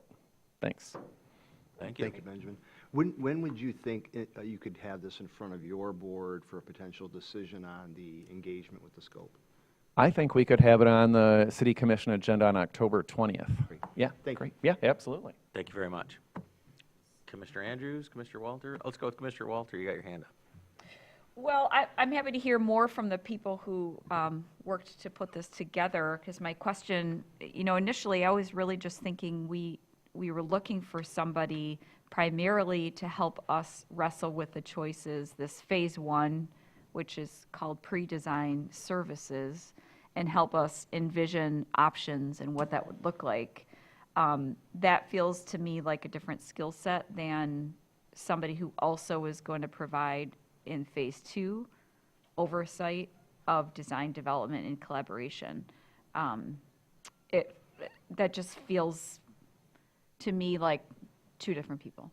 And that maybe is more like a Cunningham Limp, the design services. But the first piece of it, which is most important to me right now, is just helping us walk through kind of the visioning for it, and not so much somebody from a technical design development standpoint who also would just automatically get the work. It feels also somewhat cooked that it would be the same person. Well, the phases are laid out, phase 1 and phase 2, and you characterized it correctly. The third phase is optional and subject to board approval ultimately. For the sake of ease, for the sake of convenience, we did lump phase 1 and phase 2 in. It's the pleasure of the board. And Commissioner Walter, you are correct. The initial goal for this engagement is to have a facilitated discussion with somebody who knows the business, knows how to do these things. So it's not just staff and commissioners engaging in conversation. There's actually movement and direction from somebody who has the skill set involved in these phases. Commissioner Andrews, my apologies. Thanks. I think I agree with Commissioner Walter in the sense that I think phase 1 and phase 2 are pretty different. One is pretty conceptual in nature by design. It's sort of, I think you've used the term a board that you can move pieces around on and show us various options, whereas 2 looks more like architectural and engineering expertise. That said, what we talked about on our September 10th discussion included both of those, and I think the way that can be evaluated is to emphasize, I don't think you can do pre-design without having some knowledge of design. That's my concern. I feel like if you're telling us conceptually that this is a possibility, we're not asking you to design it, but I think you need to understand the challenges of design, which is why I am okay with sort of lumping them together, because I think we kind of need that expertise up front to make sure we're getting that level of, I don't want someone to pre-design who doesn't understand design and then come back and say, well, that was a great idea, but it's not going to work. Well, not only that, and to your point, you said this earlier about matter subject experts, and I'm paraphrasing, that's not exactly what you said, but when we were talking about building the justice facility, you were like, as we're moving forward, we want to have people that know what we're doing in that concept, and I agree with Commissioner Andrews, and I'm looking for somebody who's going to be like, ensures compliance, facilitate the stakeholder board engagement. I mean, sure, if we're just going to build a building, we don't need anybody's help to do that if we're going to build a building. Our problem is whether we include the city or we don't include the city is like, we've got 27 departments scattered all over the county. We're like, it's not efficient. Now, there is no world we live in that we're going to be in one building. That's just not going to happen. As we move forward, this county's going to get bigger. We're going to be dispersed out. But having said that, there are efficiencies to be had, and I think you kind of need to have part of 2 to help facilitate phase 1. But as Mr. Yarrow just said, it's the will of the board. We can come through and say, hey, we're going to do an RFP. Somebody comes up, this is our proposal, and we're like, that's not what we're liking. And we could copy and paste, cut and paste, whatever. But I mean, to get the ball rolling, because one thing that has become clear as we're committed to the justice facility planning stages is that there's needs for all the rest of county services, and they are interconnected, and unfortunately or unfortunately, so is the city, and that was part of our topic of conversation yesterday morning. It was like, it's kind of, hey, we're going to go forward. We own the building with you. How does that look in the future? What are we going to do? Commissioner Spence. So just for clarification, does this also include the jail or the correctional facility? Yes. Yes. The facilitated process would include the jail. Now, if you recall, we did approve, at the last board meeting, we approved a RFP to go out for a jail consultant to help us with the public input process. That is separate and distinct. Yeah, I feel like it's such a different, like I can see this all clustered together as far as our operations and our government center, but when it comes to the correctional facility, I see that as so separate. But yet, as you said, Commissioner Seifert, interconnected, definitely. But just meeting with some vendors who specialize in correctional facilities at the MEC conference, it's a really delicate, very complex, very specialized structure. But it doesn't mean that it can't co-locate with the sheriff's department and the prosecutor's office and many other offices, right? Just because it's a specialized, I think that's why the design perspective is going to be helpful because of that, but it doesn't mean that we shouldn't at the same time be talking about the additional services and structures or spaces that may be co-located. Yeah, it might not just be a jail building. Right. It hopefully will have also some other justice facility. Just the reality is we have shared infrastructure between this building and the jail, and that is the boiler system. So if you take out the jail and you take out the boiler system and you want to remain here at the governmental center, then we're going to have to come up with a plan to how do we heat this building? How do we heat the historic courthouse? So yes, the jail is separate, distinct, but there is a strong interrelationship with all the buildings on this campus.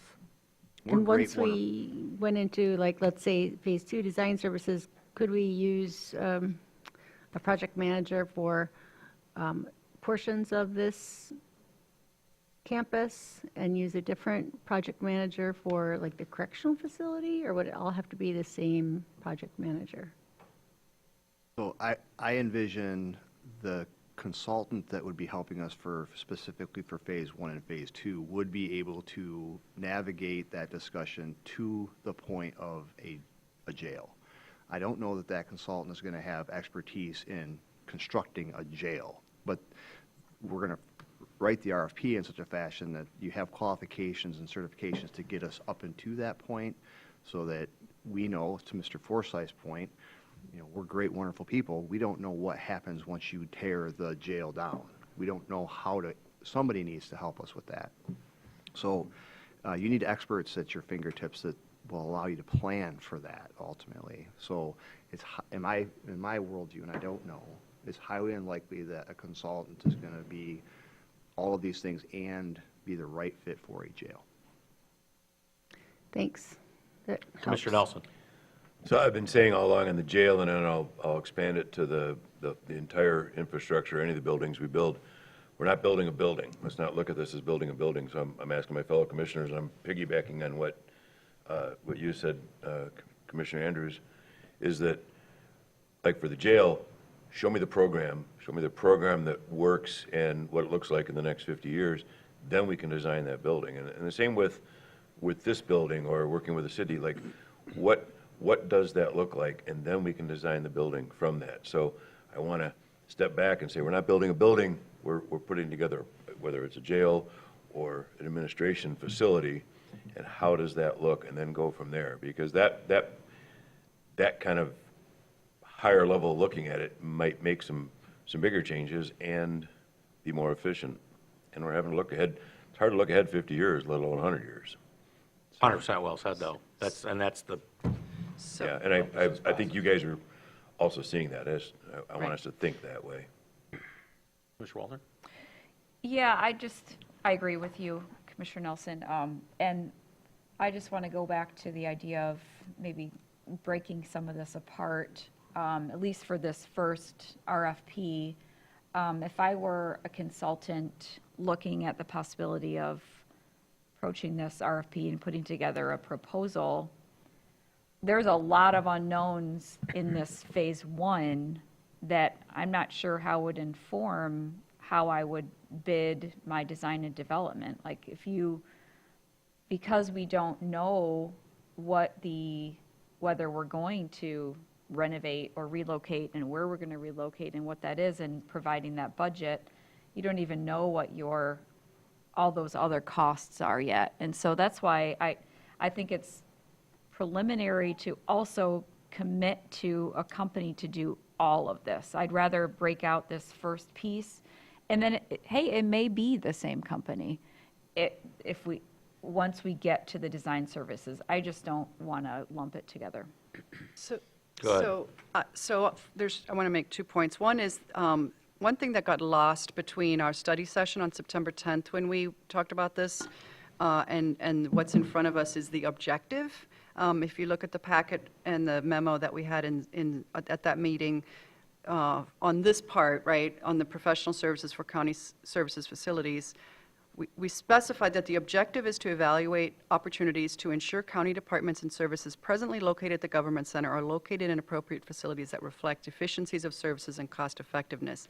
And that concept didn't make it into the final, that we're looking at ways, and I think that plays into Commissioner Walter's point, that plays into number one, phase one, I should say. Like, we're trying to take a big picture perspective here. What concerns me is, let's say we decide we're going to build a justice facility that includes let's say we get through this process and it's going to be on Washington Street and it's going to be multiple stories and we're going to be able to fit all the things over there that need to, but the city's going to stay in the governmental center. The city's happy here and so now we have a boiler that's going to be gone. What I am concerned about in phase one is that we know that there's a way that that's not cost prohibitive, so that when they're making the decision to stay here, that they have a sense that that is going to cost you $4 million in an HVAC redo or something, right? So what worries me about being too conceptual in phase one is you need access to somebody who can say, yeah, you can do that. You can keep the governmental center there. You can shut down the jail. You can disconnect them. Just know that that's pragmatically going to add X, challenges. And so maybe one way to split the baby here is we do a phase one and we ask for the phase two services on an hourly basis or on a cost basis so that if needed, you've got access to the expertise that's in phase two as opposed to committing to phase one. What I want is sort of a hybrid. I want phase one with somebody who's in the team that has the level of expertise to answer those questions. Well, that's, hopefully, somebody will respond to the RFP who fits that, and we would choose them. It's up to us to choose who that consultant will be. But if we ask for it up front and it's part of the RFP, more people will be like, oh, instead of saying, well, I don't really do that. And someone's like, we also do that because that was part of the RFP. But to your point, I could see certainly cutting out phase three at this juncture. I mean, we need to have some expertise in it when they're looking at exactly, to Commissioner Andrews' point, if you do this, this is what it's going to cost. And conceptually, that's not really it says preliminary budget, but I mean, I don't think it's a deep enough dive. And that's why I like the idea of phase two and phase one being concluded. So maybe perhaps we should ask the administrative staff to come back with our comments and kind of flesh that out. Well, I don't know, it just seems preliminary to also go ahead and approve, obviously, the contract isn't in front of us, but we're looking at a potential contract to come to us that includes way more than I'm ready to commit to. So my concern is that we're trying to go in parallel tracks, right? We're trying to get some of these upstream decisions that will impact the location of the jail and the justice, related services decided sooner so that when we get sort of through the JFAC process, the public input, looking at the programming, that we at least know conceptually that the city wants to stay in the governmental center or doesn't, or, we're going to commit some of these decisions so that we can sort of catch up the decision making and not be lagged behind on what, then let's decide where, what to do with, not even what to do with, whether to move the prosecutor and whether law enforcement should come over here, whether somebody else should be at Woodmere, or if we're going to. We have to take those first steps. I feel like we do. I feel like we need to start with phase one. My concern related to I think everything others are saying, my concern with adding in design, I don't want to bias phase one with phase two. I don't want to end up with with the consultant who is committed to building the biggest jail, fanciest, and that influences what is more of conceptual, and I think we've heard this, right? We've heard this at the jail executive committee. The specialists that Commissioner Spence is referring to will happily tell you how to design a jail. And it may not be the jail, right, that is in our best interest. And I think we're trying to sort of be conscious of the potential to have an expert who might have an interest in the design and ultimately the construction of it, telling us what we need as opposed Right. to a more objective perspective on what do we need. Commissioner Spence. So can we break this into like phase one and just doing Yeah. a feasibility study on where everybody wants to go and leave the other two phases for later? So my advice would be each phase requires board action to proceed to the next stage, so that we could write the RFP that would say, our focus is on phase one, but if you feel you have the qualifications to provide these further phases, we can include them too. They're just subject to board approval. Good with that. Okay. Everyone's kind of illustrating the importance of that in their own way. So I think that's a good step. Thank you. Need a motion? Yeah. I'll make the motion to approve the attached scope of services for project management services and direct county administration to prepare and publish a related request for proposals with the addition that Phase 2 will be optional and subject to board approval. Contingent to. Same language as on 3, Yep. applied to 2. How's that, Sam? Second. That sounds all right to me. Makes I sense. mean, with the understanding that when board approval also means we may look at other vendors, and it may not, it's not a, yeah. It's optional. Commissioner Nelson, you had your hand up. I was just going to ask Commissioner Andrews to repeat that. I want to make sure I got Yep. it clearly. Yep. The motion is to approve the attached scope of services for project management services with the addition of optional and subject to Board of Commissioners approval added to Phase 2, and direct county administration to prepare and publish a related request for proposals. Thank you. Do we have a second on that? Did I miss it? Commissioner Henschel did. Thank you, Commissioner Henschel. I'm just waiting for Sam. All right, we have a motion by Commissioner Andrews, seconded by Commissioner Henschel. All those in favor say aye. Aye. All those opposed say nay. Thank you. Thank you, everyone, for that. Well done. We are going to move on to, oh my gosh, I got to find myself, 9C. Thank you, Benjamin. Thank you for coming in today. Thanks, Benjamin. PJ, I'll see you at the end of the month. Cliff is, Yes, Mr. Dupuy and Maxwell, Ashley, they're all here to have a conversation with you about moving the Tyler Epic GT product from on-premise to the cloud. To a what? From on-premise to the cloud? Okay. It's a new concept you might not be familiar with. No. What's this cloud thing? it's not supposed to rain today. You know, back in the day, they used to have a thing called fog. It was the interim that you did, and this is legit. You go from the data center to the fog to the cloud. The fog was an interim piece. It didn't last very long because it was kind of hokey, but anyway. I'm always in the fog with IT. So am I, yeah. Oh, great. Oh, wait a minute. Cliff Dupuy, IT, back again. I'm going to kick this off. EPL is our absolutely last application that'll be moving to the cloud. Everything else we've moved. We have BSNA scheduled, teed up for first quarter of next year. JIS Circuit Court is teed up for, that's moving to the state. That's teed up for Q3 of next year. BSNA on the Department of Public Works, their billing system, that they're in the process of doing that now. That was an easy lift. So EPL is our absolute last application, our last enterprise application that we're coming to you to move to the cloud.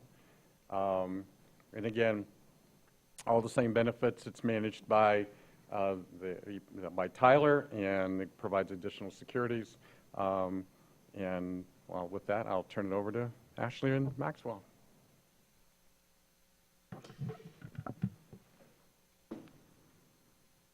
I don't know. Hi, good morning. My name is Maxwell Cameron. I'm the Community Development Coordinator for Grand Traverse County, and just here to express our support for this contract to move to cloud for our Epic GT EP&L services. Earlier this summer, we had the opportunity to meet with a number of the department heads, including IT, construction codes, DPW, environmental health, to identify strategic priorities for this project. One of the strategic priorities, that, in fact, our top priority, was what you have in front of you today, which is our AAS migration, cloud migration. And so from that meeting, Mr. Dupuy was kind enough to engage with Tyler to get a contract for what that would look like for us. In addition, we have moved forward, as you are aware, a couple of meetings ago, you approved the system admin role, which is Ashley's new role in relation to Epic GT. And so Ashley will be playing a pivotal role in supporting this transition. I think we feel that we have all the pieces necessary in order to make this successful. It's been very encouraging to hear from IT how smoothly the transition went with 911, and so we're hoping that this will be a pretty seamless process and position us to better offer services through our electronic permitting system.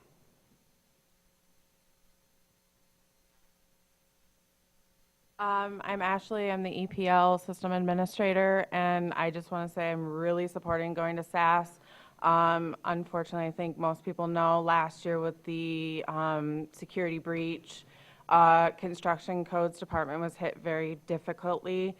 We were down about 3 months where we weren't using our system. We went back to all paper. We were doing inspections by paper, and it was kind of difficult. We did lose permits, we lost inspections, we lost a lot of notes, unfortunately, because we had gone back to more of that paper application. So moving to the cloud would prevent in the future, in case anything like that ever happens again, pray that it does not, that we would only be down for a day or two, and we won't have to worry about losing vital information on inspections and permits that are going across. And as we start developing further to get more departments involved in the permitting system, so that we're not hindering any other departments at the same time for this. 2 additional comments. While it may be optional at this moment in time to move to the cloud, my understanding from the meeting we were with Tyler at the health department, or at the public services building, they are going away from on-premise support. So at some point in time, we are going to have to go to the cloud. And the other alternative was they are not going to charge us for transferring data from 2025, correct? Correct. Commissioner Henschel. All right, a few questions. Most importantly, so this particular product for the licensing is an initiative from about 7 years ago we started, and the idea was to make it so when people needed a permit, wanted to interact with their government, they could go online and do it, and it's been a great success. We've heard a lot of good feedback. Will there be any changes to the end user interface after this cloud transition? No. Okay, so exact same interface. So as far as the public's concerned and our contractors, they're going to be doing no changes to them other than, will there be any changes in speed, like interaction speed, latency? The only change on that would be the fact that upgrades, so as Tyler releases upgrades out to make the system better or faster, they would be very much faster at becoming an end user upgrade. We won't have to wait. Like currently, we have to wait. We have to get it scheduled. We have to get IT involved to get the servers opened up and have their ported access into the servers to do upgrades. We are down for a day while Tyler's doing the upgrades. They can patch out the upgrades overnight or within, it's not waiting on us anymore. They are able to just push them out if, as we say, sure, go ahead when they release them. Okay, so there should be less downtime. Is there an estimate on downtime? I don't have that. I don't believe so. We can get an SLA Okay, I was just curious. Is there an agreement or a part of the contract that if we were ever to separate, they would provide us all of our material from the cloud in an open format? We own the data. We own the data, but is there a provision that they guarantee we'll get the data in a usable format to? Okay, perfect. Built in every SaaS agreement I've ever initiated. I learned that a long time ago. Yep. The hard way. So yeah, that's built in every agreement. Very good. And then last question I have, just this is the licensing department has an enterprise fund that would pay for all of this? This would be all out of, maybe a Dean question. That is correct. And last I knew, they had a There would sizable be- fund balance. Yeah, they have a very healthy fund balance, but there would be some cost sharing with, I believe there are other primarily health departments that use this as well. So we'll try to share that cost among all of the users. Okay, so for my fellow commissioners that probably know this, but when we get licensing fees, building codes, that money cannot be used amongst the rest of the county. It can only be used for the issuing and inspection of permits. So this is an enterprise fund. There's plenty of funds available, and it looks like this is an increase in service level. So it seems to make really good sense to me. So just to clarify, currently, the annual cost for the system is a little over $82,000.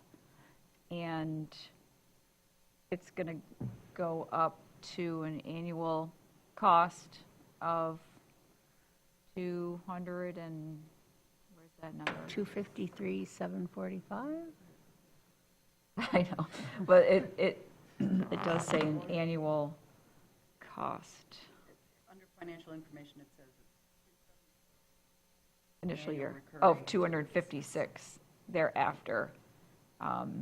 So do we anticipate that I know it sounds like they have a healthy fund balance, but that's quite a bit of a difference. And how long will that fund balance cover that large difference?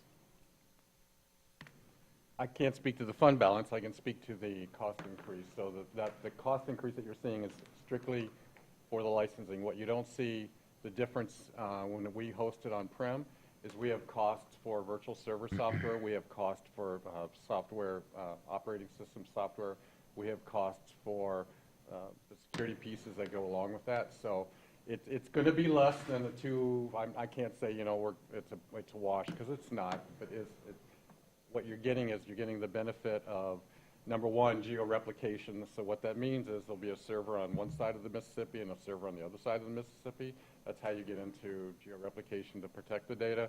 It goes through several layers of security, and as Ashley alluded to, upgrades are done much easier because you have a primary and a secondary.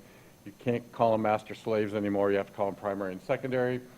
And so as they're doing the upgrade to one, well, they'll flip us over to the other one, and then when the upgrade's complete, they'll put us back over. So it is a substantial increase, but you can't really compare the two, but but you're right, it is an increase. So just to clarify, the 80 or the 82, it's not inclusive of all the current costs right now. That's just a subscription cost. That's correct. So really, we're looking at an increase, but not a huge increase. We don't really know what that number is. So I those can other come back with costs you. will go away? So we'll be able to reduce our virtual server software costs. We'll be able to reduce some of our firewall costs. I know. Licensing. You heard him say that. They're going away. It's not going to be a wash, I can promise you. It's not going to be one for one, but we'll be able to reduce it. I know, and I understand the need for it, so I appreciate that. Yeah, I I'm can't just trying speak to to it. understand the dollars here It that looks are ugly. related. I know, it absolutely does, always does. The enterprise fund has a significant fund balance and will be able to build this cost into its budget. It will not impact the sustainability of that operation for a good number of years. And if it would impact the operating side of the budget to the point where you would run a deficit, you would increase the permit fees to cover it. That's the way the enterprise fund works. You charge the users, in this case, anybody who's requesting the permits that are issued, you would build that cost into the fees, but that's not going to be, this will not impact their operations. Do we have a fund balance policy related to the enterprise fund? Why we have so much of a fund balance? I mean, it's statutory. I'm sure Matt could speak to the limitations of how you can use fees, right? It's just built in. It's the same thing with animal control. Licensing fees for dogs have to be For certain There's specific. not a I know, but specific- why are, I mean, you could lower the fees then if we have such a could. high fund balance. That's what I'm trying to understand is if we have such a high fund balance and we're not even going to touch it with these increases, what are we doing? I'm just, I think it's a fair question, but I don't think we've got the information in front of us, so maybe that's a bring back some information about Yeah. the fee fund balance. And also, it would be helpful to see to get a commitment where the costs are going to go down elsewhere. A couple other notes on. Not today, I'm saying, a bring back, please. Yeah. A couple of other notes to consider on the contract costs. I think that the numbers included in the summary may reflect an earlier version of this quote. The numbers that are included in the motion recommendation are correct. The reoccurring charges are $238,145. And also just to note that this contract bundles a number of services that we receive through Tyler, and some of those services, especially with Ashley's new role, could change in the future. So our assist contract, as well as 2 PACE contracts, which are separate contracts that we have with Tyler, are included in this quotation. So that is a driver of the price increase that you're seeing. Again, as Cliff said, it's probably not a dollars to dollars wash, but just wanted to be clear as to what's inclusive in this contract. In addition to that, there are a number of services that are related to the transition that we would only trigger if we decide to move forward with that level of support related to project management. That is about $18,600. So that's why the request today is up to an amount of $256,745. We may not spend up to that amount, just depending on how that transition plays out.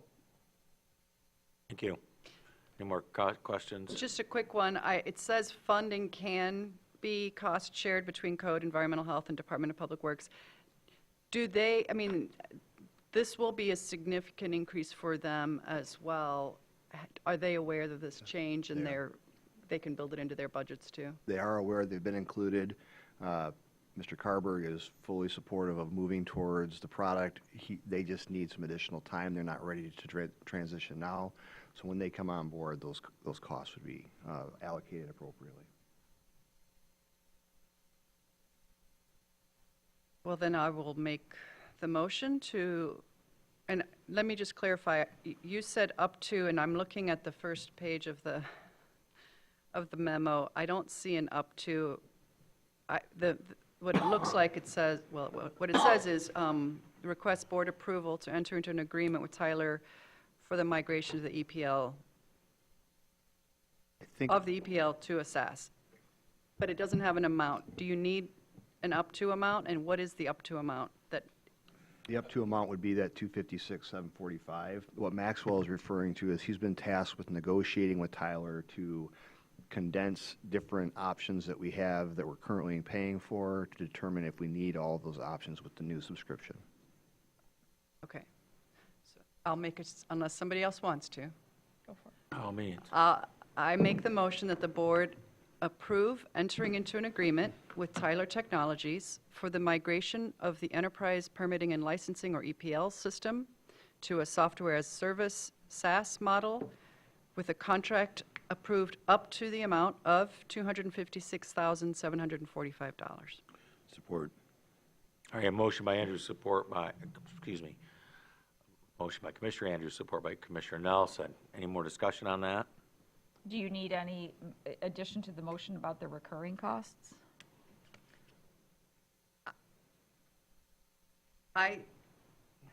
Good question. Well, Do you? maybe it should be the initial contract amount. I don't know how, Chris, do you have input?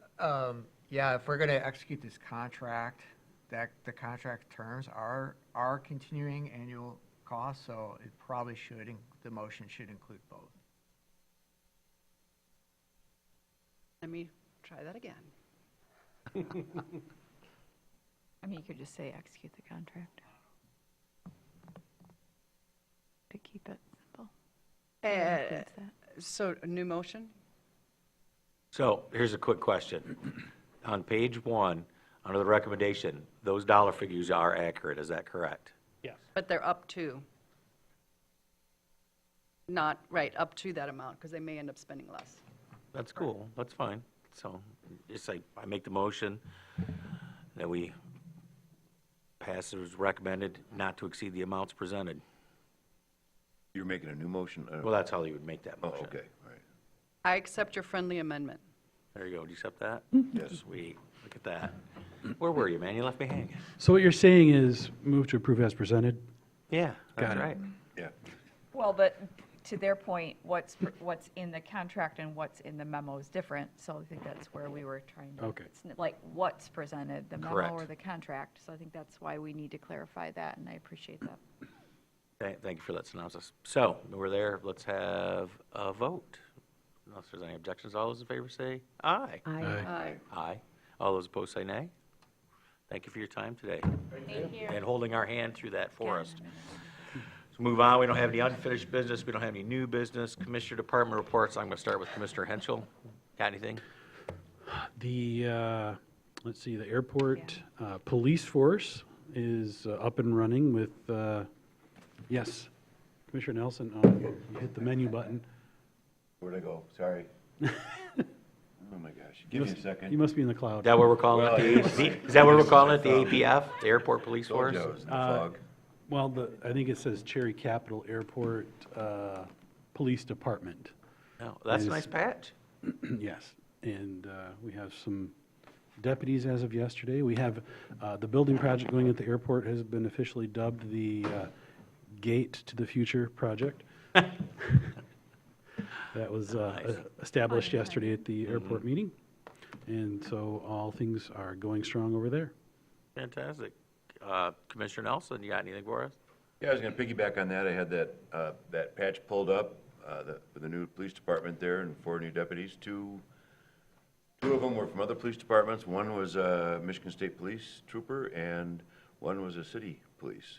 So, and they signed, we agreed to mutual aid with Traverse City Police and Grand Traverse County Sheriff's Department and also with the prosecuting attorney's department for handling cases up from there. So fully integrated with the community.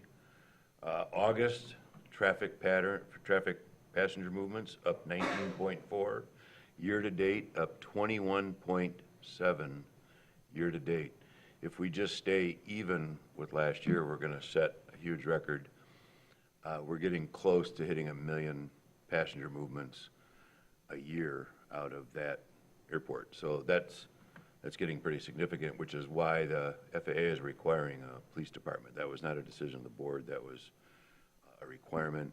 We also added at the airport, they've added a 350 parking spot, new parking lot. They're still working on it, but as you drive in, as you go past the Costco entrance, you'll see an entry to a new parking spot. That's going to be the economy lot. It's going to be a little cheaper. It'll be automated, and there'll be a shuttle service taking you over to the airport. So we just, in February last year, we ran out of spots because everyone was getting away from the snow, and that's not normally the busy time. And then there's also looking at some temporary gate structures. I'm going to use the term temporary buildings, Quonset hut. They're not a Quonset hut looking thing, but think of something like that out on the tarmac with temporary gates because we're running out of room in the terminal itself in the concourse we have, so they're going to be moving people out to these other gates. So for next summer. So that's going to be up and running by Memorial Day, hopefully. because the Gates of the Future project is not going to start until next spring. So lots going on, it's good problems to have, but there's a lot of passenger increase traffic that just continues, and it's unbelievable. Thank you for that. Commissioner Spence? Well, my district is near the roundabout of M72 and 22, and that's almost completed. The traffic is moving more, moving better, and I think it's been evident in how people are driving. I think there's a sense of calm in my neighborhood and around that area, so that's good. I just want to remind people who are listening to please be aware of workers who are present, fixing our roads, and slow down.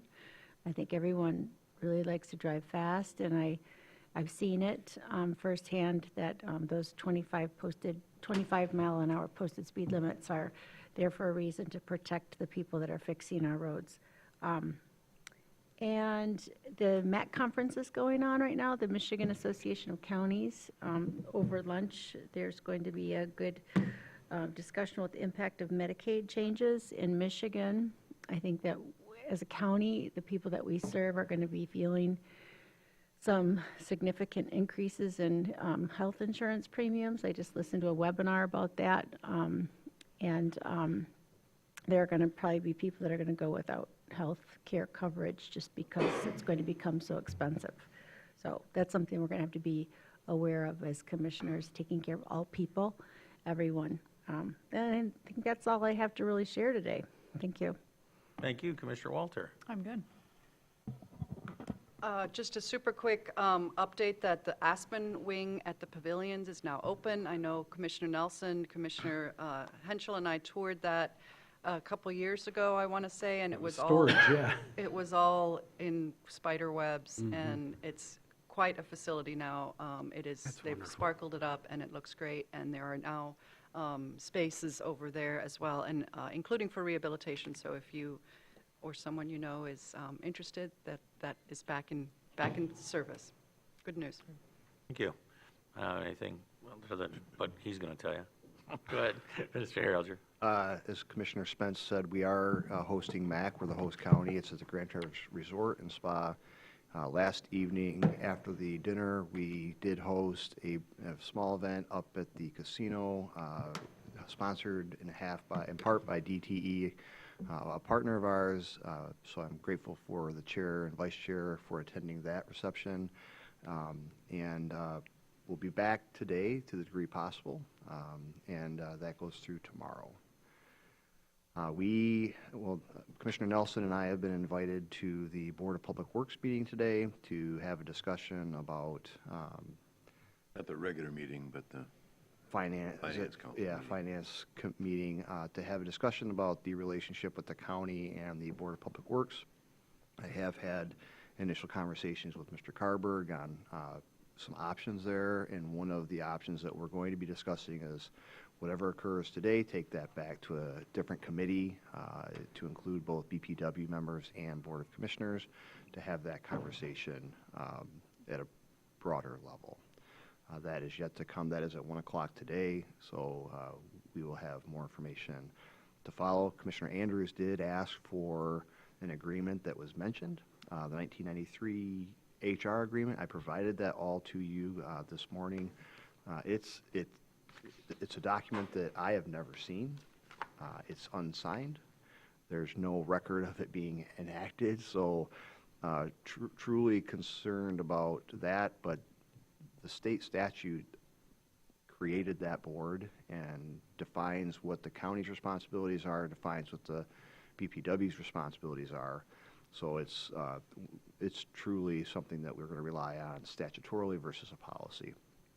So if you have questions about that or concerns, we can talk about that going forward. I don't believe today is a discussion about an authority. I know that they have an interest in discussing authority at the BPW level. I think to some degree the county has some questions and thoughts about that as well. We have had legal guidance on what that would entail, what it would look like going forward, and hopefully we can just have a bigger discussion with both the BPW and the county. Mr. Bott and I did attend a webinar yesterday hosted by Senator Slotkin, specific to the shutdown and what the federal government is looking at. And truly, it is a wait-and-see game. It's a department by department. Depending on what happens today and the days going further, they think it's going to be relatively short, but they just don't know. So, Mr. Bott has anything additional from that, but most of our federal dollars are passed through the state, so we know that the health department is largely impacted by some of those decisions. We have been holding positions vacant, expecting that we have some shortage of revenue going forward. Anything else? No. Questions? Questions for staff? No? Sweet. Second public comment. Would anybody like to go to the podium and address the board? Going once. I'm looking at you, Mitch. Going twice. 3 times. All right. So notices, anyone? Well, no closed session today. Oh, look. We do have no closed session. We do have next week is a canceled study session. If you recall that the, I just lost the term, the Human Trafficking Convention is that day, so I know the commissioners are going to be attending that, so we will not have a study session next week. We will have closed session needs for October 15th, specific to the chain of lakes and likely attorney-client privilege memo regarding that.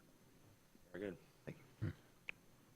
Having said that, no objections. We are adjourned. Thank you, everyone, today for your participation. Help me fix this. And it would seem